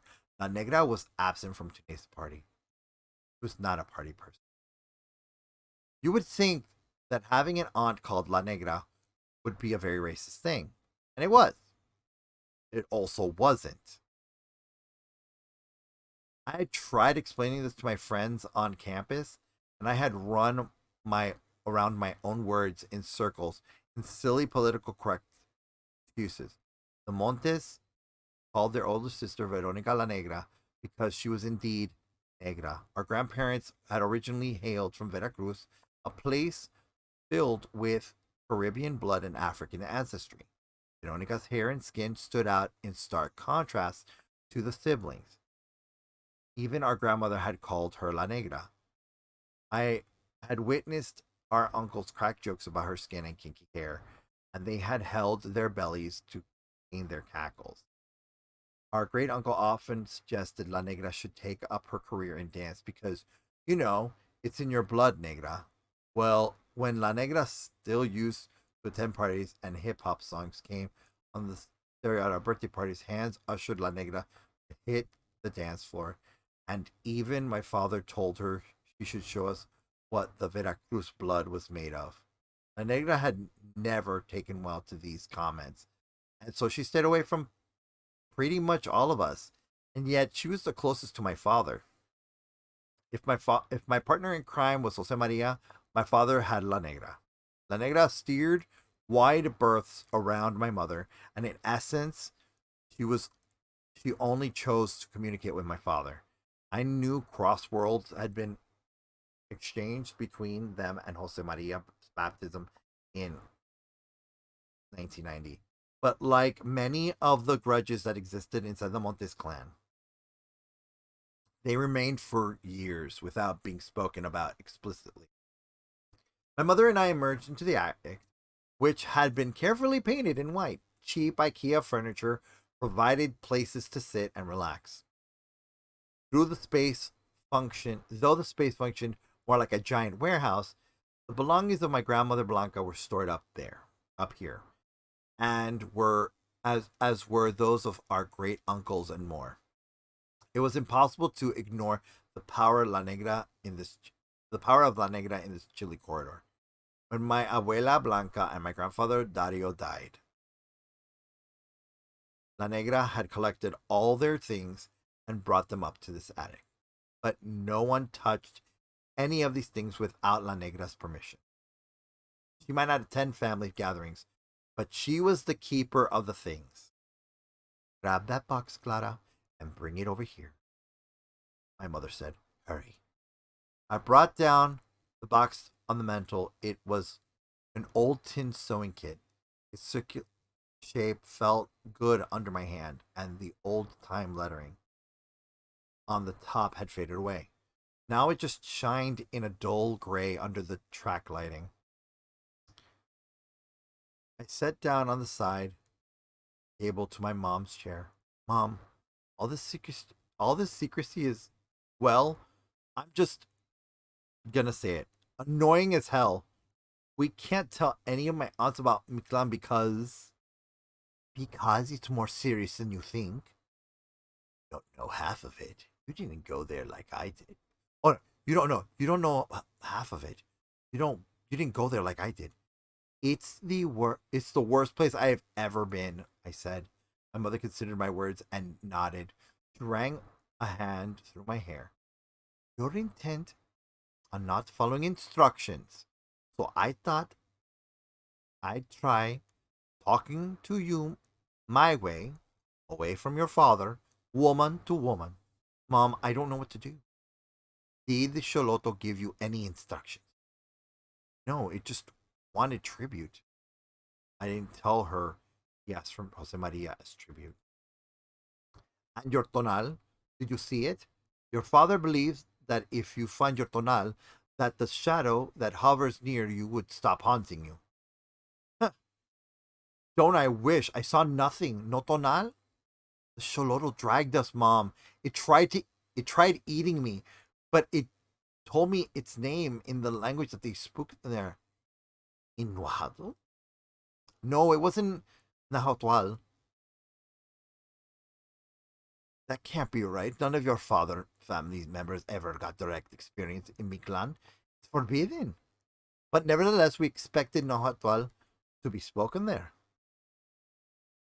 Now that I thought about this, I had no way to explain how I actually felt and heard language of the Xolotl. I knew that our blood pact had allowed me to hear it, but I couldn't even string one sentence together to explain how I experienced its language of music and inner sound. I was only 19 years old. I would need more time and more experience to one day be able to explain their language of Mictlan to another human being. I would need decades of time to do that. In fact, I failed my mother that day. Their their language sounds like sound, I said. All the stories and all the myths I learned from your father's sisters explain that the Xolotl should speak Nohatal. Tolek at least. Toltec at least. I didn't even know what a Xolotl was until I saw it. I was convinced that the Xolotl is what visited you on your 13th birthday. But your father is not so sure anymore. I have my doubts too. And just for a few moments, I thought I saw a shadow, and it talked about seeing my grandmother when she had her stroke. I married your father. His mother terrified me. Her eyes were the deepest shade of green I had ever seen, and her skin, brown and wrinkled, looked like a mask. But over time, she taught me about these traditions, and I realized she was unlike any woman I had ever met. She was a generous, smart, and wise woman. Was she the one that taught you all about this? Yes, but not at first. She didn't take well to me, not for years. Why didn't she like you at first? These are things you only learn when you marry. Lightning flashed through the windows as the snow storm built up power. What am I supposed to do now? I said. Just a moment ago, something spoke to me in the TV room. Remember a story your grandmother told me when I was pregnant with you? And it helped me remember things that shouldn't be remembered.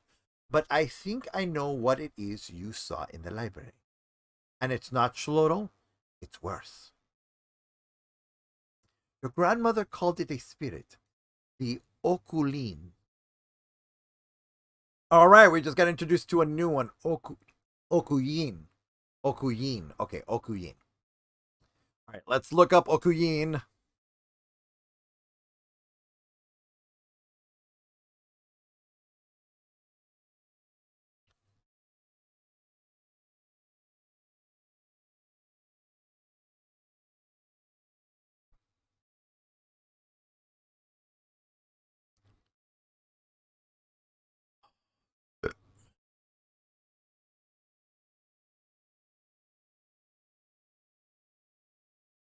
Wow, there's no picture of Okuyin. Is there really no picture of Okuyin? All right, maybe if I spell it. Hold on. Everybody, give me a moment. I'm going to try and find Okuyin.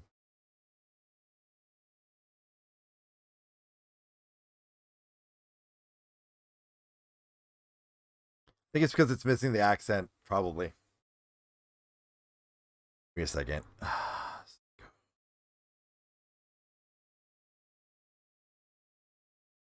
All right, let's.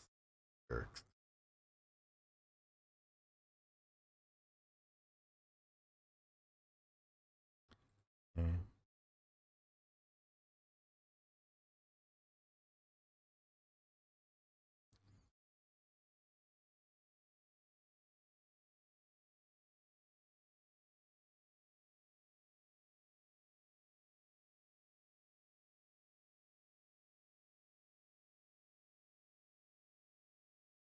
Now the accented I.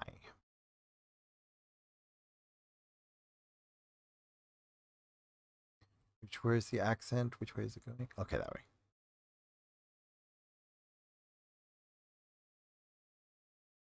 Nope, not M. copy. All right, let's see here.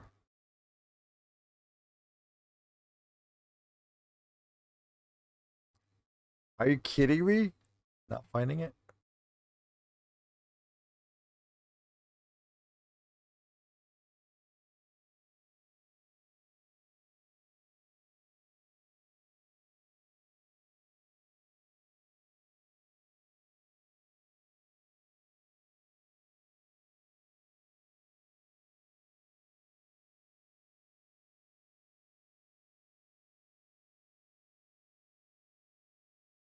My goodness. Okay, I have no idea what the Okuyin looks like.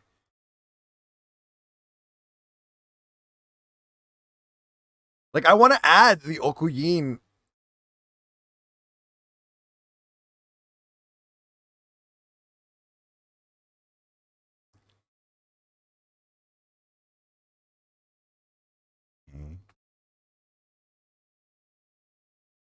All right, so we're gonna remember Okuyin. I'm gonna probably have to ask.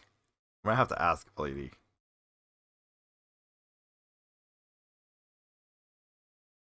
Should give me a moment. I'm gonna.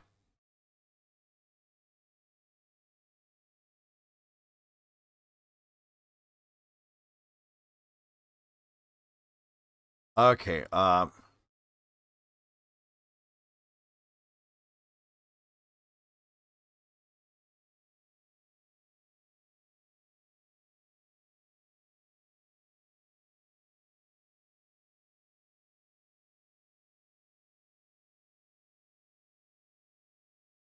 Wow, there's nothing. Okay.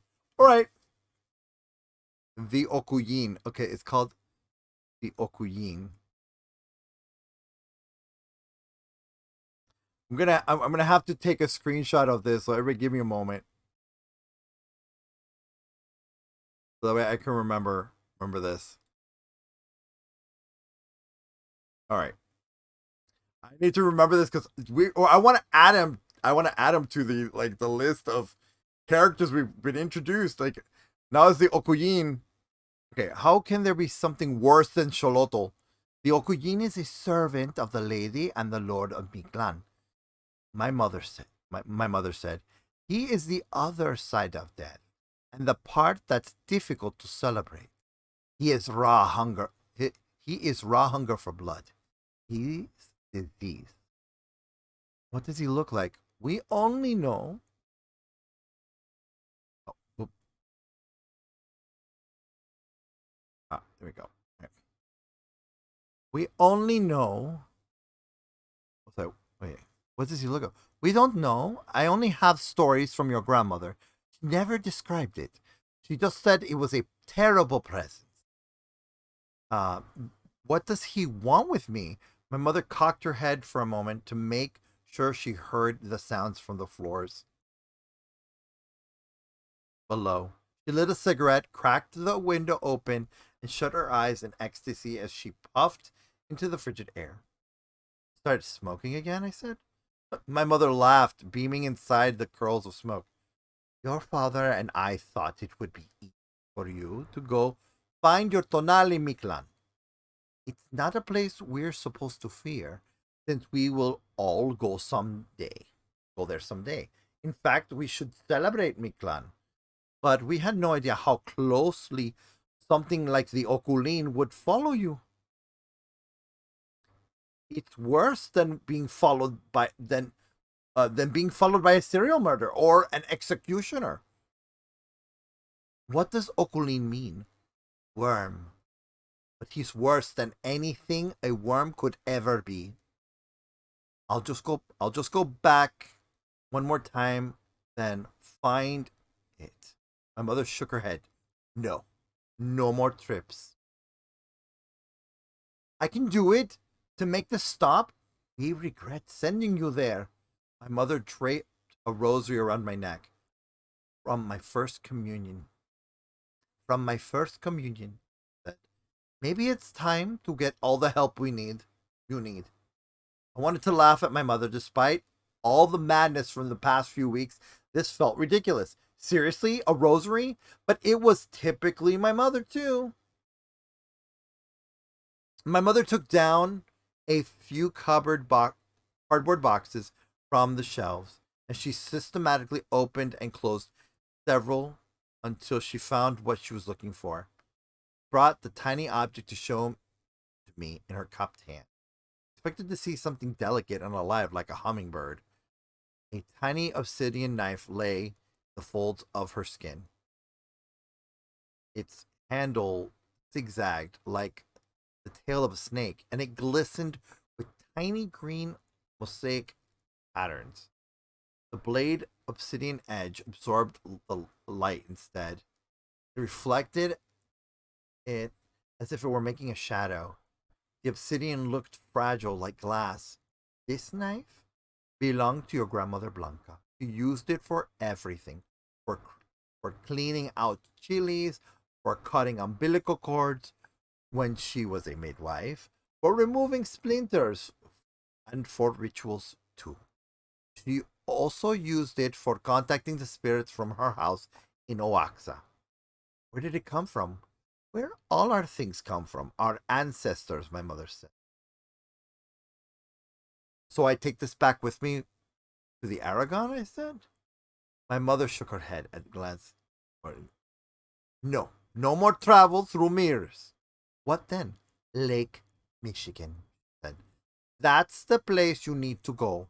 Your father and his sisters can't come to an agreement on whether the lake should be or not, avoided or not. And by the time they decide on a course of action, it would be too late. I want you to be able to solve this as quickly as possible. And the quickest way to back to Miklan will be through Lake Michigan. Why the lake? Terrible magic has been performed in the lake for centuries. That's why death rolls from it like a perfume. The Chicago Eastland disaster, the serial murders at the World Fair, the Millennium Riot. And it all happens again and again. It can't be stopped. Jose Maria wouldn't think you're talking. Jose Maria would think you're talking about his Japanese horror movies right now. Do not tell him any of this. But he knows so much about Miklan and the way and then the way the music. No, it's done enough. He shouldn't have gone with you to Miklan. Just like the journey to find the tonal, it must be done alone. Jose Maria's tonal. Jose Maria's tonal is the flint knife. Shouldn't he be the one to use this thing? That I don't know where I went wrong when you were growing up. I tried teaching you these things, these rules, these lessons. The tonal acts as a link to the spirit world, as a protector. And that's all. The job you have to do with this knife is different. How far down do I have to go? Your father said all the way down to the 9th level. He believes your tonal is down there. I saw what was down at the bottom of that spiral canyon. A beating mass of darkness that pumped like a heart. I don't want to do this anymore. This knife was used for sacred rituals, and you should take it to Miklan when you go find your tonal for good. I want to go back. I wasn't going to cry, so I didn't. Put the knife away. Don't tell any of your aunts that you took it. Don't tell your father either. My father had been the one who wanted me to go to Miklan, and now things were very different. I didn't understand why my mother would send me there like this so suddenly, but I wanted to find an end so I could return to daily life, the things that actually mattered to me. And I also trusted my mother when it came to emergencies, and this felt like an emergency.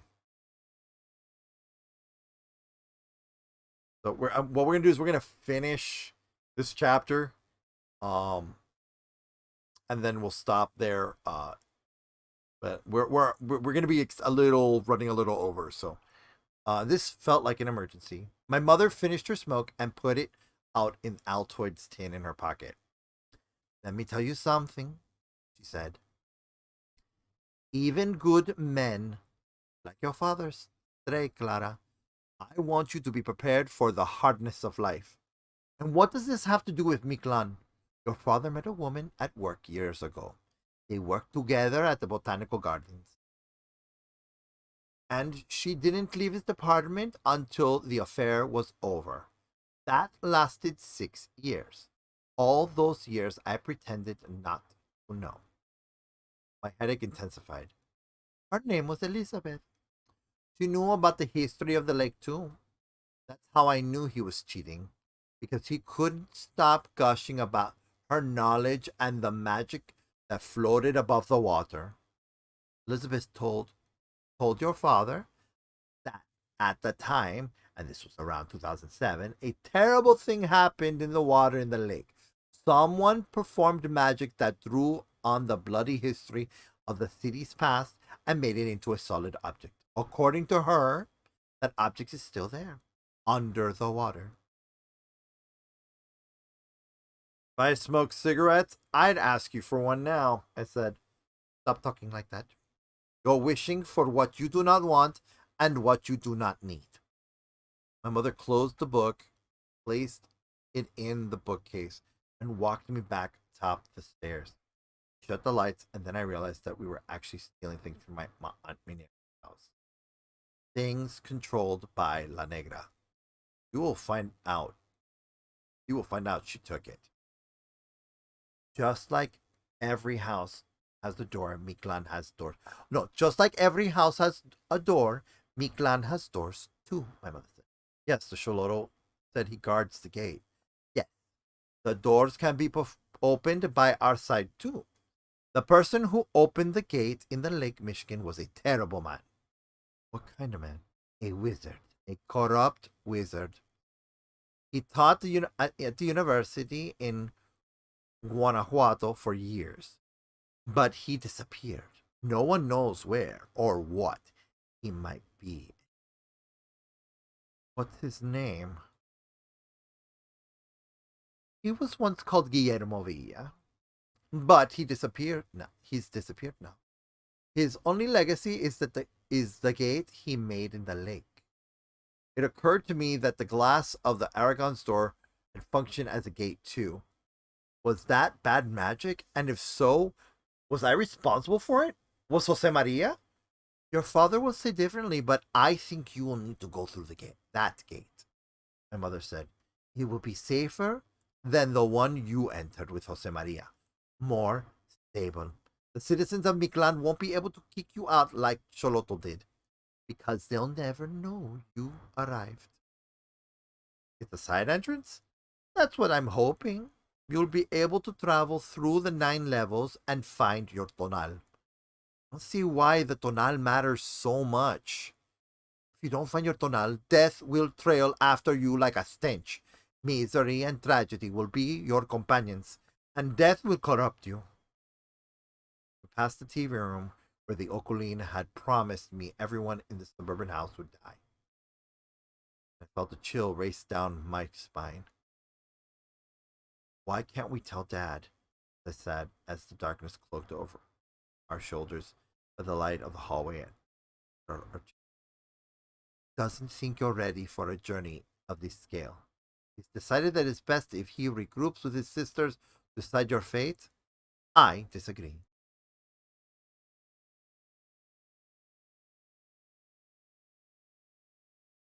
My mother and I split when we reached the first floor. As I crept down the carpeted stairs, the music stopped. Someone fired curse words in Spanish like rounds of a machine gun.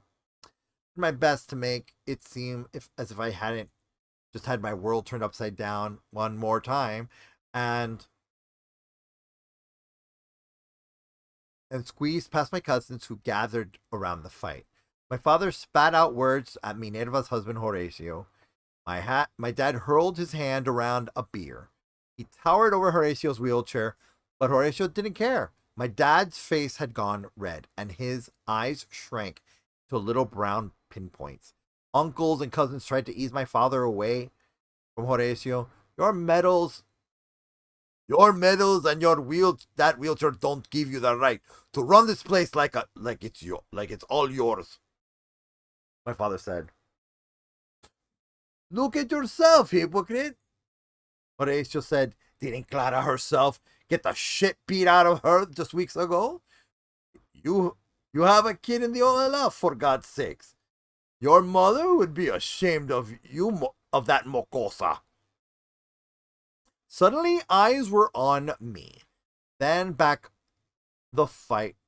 on the fight before us. You weren't there. You weren't You weren't there, and you weren't at like local, my father said. Where where was that? Where's the what? Where the what? Horatio said. He had married Minerva in Chicago, but he was the fourth generation Mexican American with a little Irish thrown in. I expected he didn't know what happened in local. Learn your history, my father said. He shook off the men's hands and straightened the collar of his jean jacket. None of your people deserve who didn't deserve no none of you people who didn't serve no shit. Look at these nubs on my hands. They used to be fingers. 5 of them. And this wheelchair, the result of Fallujah. 5 years serving to protect you and you and you and what you got. Desk jockey? Horatio was talking about my father and his job in the development office at the Botanical Gardens. I have never seen my father lunge in a rage as he had plunged forward. I was reminded of the way Jose Maria had plunged last night on the driver on Lawrence Avenue. Same animal energy. My father swiped and he got close, grabbing a handful of Horatio's t-shirt. He pulled it hard and it ripped. The wheelchair started to tip over, but the men on Horatio's side righted the chair. Both men were drunk beyond belief. You let that girl keep on terrorizing us, the U.S., and you'll see she'll end up behind bars like a damn cholo from 26th Street, Horatio said. Horatio was just knocking one after another. My parents still lived on 26th Street. That neighborhood had split the family in many ways. It was the place we came from, but for some of us, we never wanted to go back there. My father brushed off his hands that held him back and stuffed his hands into his jean jacket and gestured. It's not safe to touch me, and it worked. The cousins receded and let him walk over the rows of beers and soda on the table. My father tossed back a plastic cup full of Patron, and he walked away, stumbling, talking to himself. Where is your mother? He shouted at me. I wasn't scared of his tone. I pointed over behind him. She stood behind him with her arms crossed, and she didn't even have to say a word. Her look was enough to bring him to a neutral state, even if he was wasted. Horatio continued to shout in the corner of the room. He had married Minerva at the age of 18, and 3 years later, he had served in Iraq. After an improvised explosive device blew off his fingers, he came back to Chicago. He attended law school. And somewhere during that time, he became bolder in his words. Very bold. I envy that. Someone turned the cumbia back on the stereo, and suddenly toddlers were scurrying past my legs, screaming and smiling. And that's just how the men used to fight in our family. 30 minutes after the shouting match, Horatio looped an arm over my father's shoulders. My father crouched next to the wheelchair, and they shared a can of old style, reminiscing about things that made them laugh. This pairing created distance between them and the women, who had seen this type of behavior many times before. I ate some cake and pink sprinkles and the spring. I ate some cake and the pink sprinkles on its surface sparkled like jewels. Colors continued to throb, but I was learning how to live with their intense flashes in my eye. A hand grabbed me by the elbow. Even in his 60s, my father's wiry strength coursed through his veins.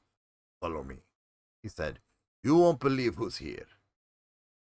He smiled like a child. Now that I have seen the vastness of Mictlan, I began to worry that he would go down there one day and he would no longer be here. No more smiles, no more trips into the redwoods, no more mushroom trivia.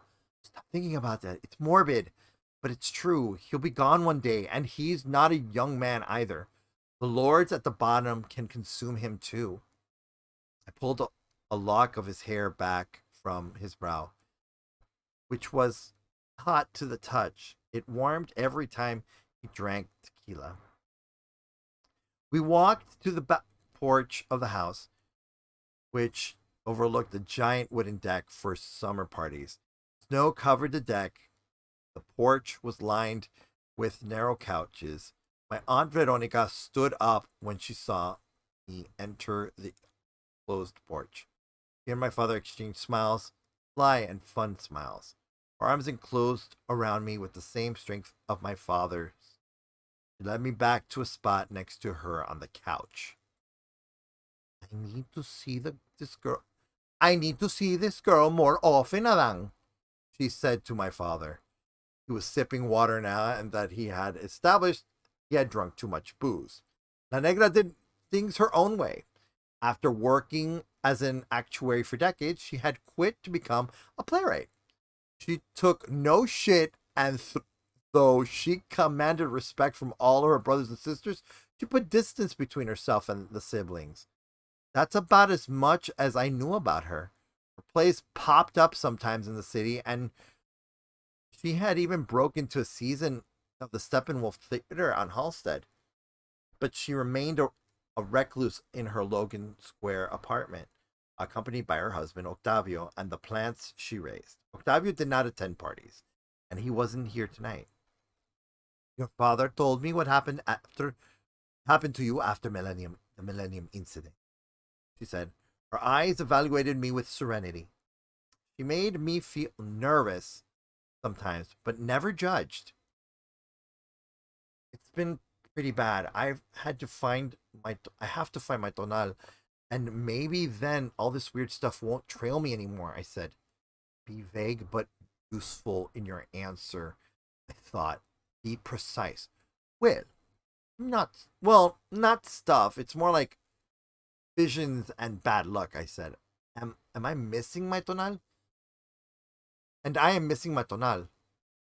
That's the problem, La Negra said. Traveling to find the tonal at 13 may take a child to Mictlan, but dream travel is safe in that way. You are not meant to go there in your physical body. But is it possible to do so? Anything is possible, Clara, she said. But it doesn't mean it should be done. What would happen if someone did so? What if they went into Mictlan on purpose? My father moved in closer to our corner. His t-shirt glowed with a deep crimson color, like blood. I wanted to stop the colors for a moment, but I bored through it. You shouldn't speak of that, Anegra. Your aunt is right, he said. My first impulse was to send you there, but Veronica reminded me that our mother taught us differently. It's okay. I knew her longer and better than the rest of us, La Negra said. What do I do then? You wait for us to figure it out, together as a family. Everything that had happened to my body, mind, and to actual people inside and outside of this world, I had enough of the secrets. I have had enough of the secrets of this family and the elephant in the room. Is this a family of witches then? Why won't anyone tell me anything? I said. I kept my voice controlled, just like my aunt. I would be more authoritative and earn more respect if I built my argument with logic and coolness. No, there is no such thing. There are no such things are witches here. There's no such things are witches here, La Negra said. But we have a long history of knowledge of the cosmos, and this element of nature that comes from what happens when living things move on. I mean, death. call a spade a spade. She liked my response. She nodded and sipped her black tea. Yes, I like what you are doing, Clara. Getting down to the essence of things. Yes, death is indeed an aspect of nature. And these rites we learn from your Abuela Blanca describe aspects of death and the beings that live in that realm. Then why keep it secret? Why all the hushed words? Shouldn't we tell other people? You haven't looked around outside long enough, have you, Clara? The world is collapsing. The police shot innocent people in Pritzker Pavilion. The president is deporting Mexicans again with the new Immigration Act. The creationists want to take away evolution from the classroom. But creationists believe that the Bible is literal. Oh. But creationists believe that the Bible is literal and the God with the white beard made our planet with magic. I mean, doesn't that make us all hypocrites? Oh no, wait, sorry. But creationists believe that the Bible is literal and that a God with a white beard made our planet magical. I mean, doesn't that make us all hypocrites in this house with our stories about a land of the dead? It's anti-science. But do the creationists have direct experience with the earth, the mountains, and the energy that move them? Do they really understand that we cannot fight death and the decay of things? Last time I checked, they still buy beauty creams and get hormone replacement therapy. They still think time stands still. If they worked directly with the cosmos, they would understand more of the things that are out there, the creatures that are out there. I don't understand what you mean. That's the reason we stay hidden and we keep the word of Miklan away from prying ears. Because if the outside world understood what's on the other side of the gate, it would flip everything upside down. How do you know that? How do you know it would make things better? I said. My father grabbed me by my shoulder, and I was glad.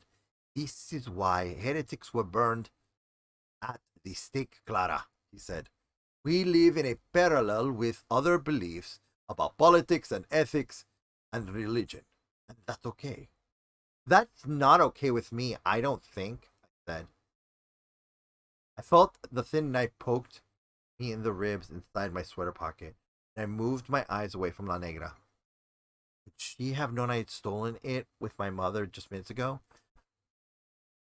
A slow and methodical approach is said. If you can hold out and go back to school as if nothing happened, then we can figure out. But I don't. But don't get. But don't I get a say in this? You're not 26 yet, and frankly, you've shunned all this knowledge for years, La Negra said. Tears in my father's eyes confirmed his agreement with his sister about this statement. Probably too late to teach you all you need to know.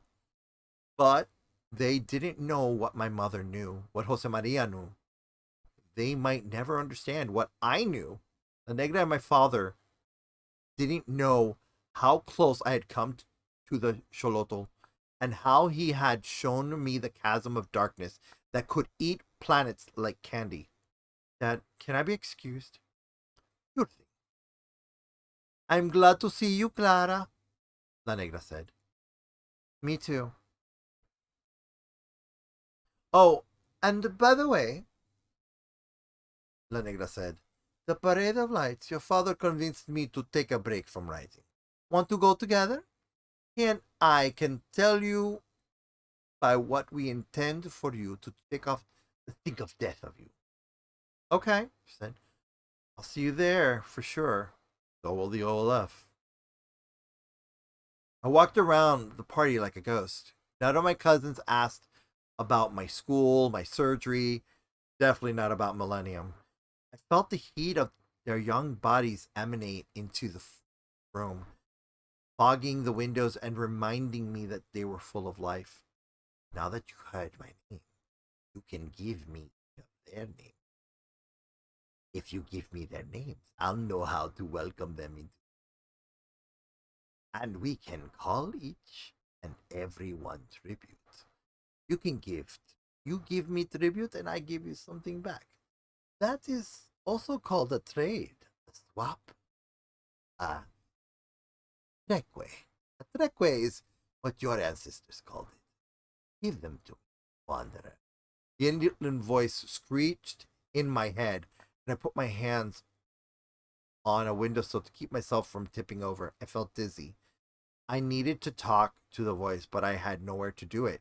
I pulled up my cell phone to my face and pretended I got a call. This way, I could talk to the voice out loud without looking batshit crazy. What's a treque? A trade, a swap. I eat your eyes out. You eat mine, or my lungs. Your pick, wanderer. Shut up, I said. His voice swelled like a symphony in climax. I like them young. I like their blood. And what do you all need all these cousins for? I will take them when they get the deadly flu. Or maybe I'll take that one when she's hit by a car. I'll take the other one when she loses a fight with leukemia. I walked with the phone up to my I walked with the phone up to my ear, pretending to laugh at the caller's joke. Act as natural as you can. I was almost at my destination. I marveled at the sheer size of the house. Tell me more, okay? I said. You think you'll come and find me. But the truth is, I'm going to find you. The way I find everyone. I find them when they are not looking for me. I find them, and I caress their hair, and I cut their skin just a little first. And I jammed the phone in my pocket and shook off the voice from my thoughts. Found the room I was looking for. There he was. Jose Maria hadn't changed position since I last had been there. He was shooting arrows, and then the last level of an epic, and the cousins around him hovered, waiting for the outcome. His fingers danced on the black controller, of course. Gregorio, who trailed Jose Maria like a puppy, would be my target. Time to switch, I said. Everyone gets a turn. I hit the pause button on Jose Maria's controller, and he snapped out of his trance. A roar of boos from the fire rolls on the sofa crashed in on us. Without hesitation, I handed the controller to Gregorio. You finish the game. Don't mess it up, I said. Gregorio licked his lips and got to it. Giving orders like this was easy if you were one of the older grandchildren. Let me guess. Jose Maria, things just got cray-cray? Oh, they're cray-cray, all right. Crazier than Dad trying to punch Horatio. What? You missed it. For real? Who won? That's all you care about? I said as we walked out of the crowded room, and its stink of Cheetos, apple juice, and beer. Will you help me go back inside? Asked Jose Maria. No one can know. Sure, I'm up for some more of World of Starcraft. No, no, just me this time. You stay outside. Keep guard while I go into Miklan. Oh, that sounds way too simple. Come on, spill it. What's the whole plan? Mom told me what we have to do, what I have to do. I showed my brother the green handle of the knife in my pocket. It's time you should. I think it's time you had your first sleepover to visit your big sister. I think it's time that you had your first sleepover to visit your big sister on campus, I said. Well, somebody smiled like a Cheshire cat. I'll bring the weed. All right, so we're going to stop right there. We didn't quite get to the end of the chapter because, oh my gosh, it's so long. And we are going on 4.5 hours. So all right, so everyone, let me go over here. So we met. Why is that not? Oh, great. It didn't stop working again. Give me a second, everybody. Of course, there's technical difficulty.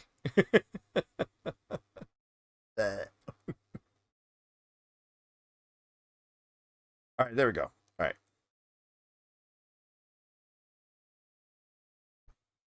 come on. There we go. All right, well, thank you so much for watching my protagonist. Again, like I said, part 3 of 13 Secret Cities stream will be on January 26th, also Wednesday. So, like I said, we're doing this every other week. Every other Wednesday is going to be story time. We're going to be reading these books. And I will see you next time tomorrow. It's going to be Arden and I in Destiny 2. We're working really hard to try and get that helmet. So thank you all so much for watching, and I will see you tomorrow at 7 p.m. Eastern Standard Time, or 1 a.m. Central Europe time. I will see you all later. Take care, and until our next date, protagonists.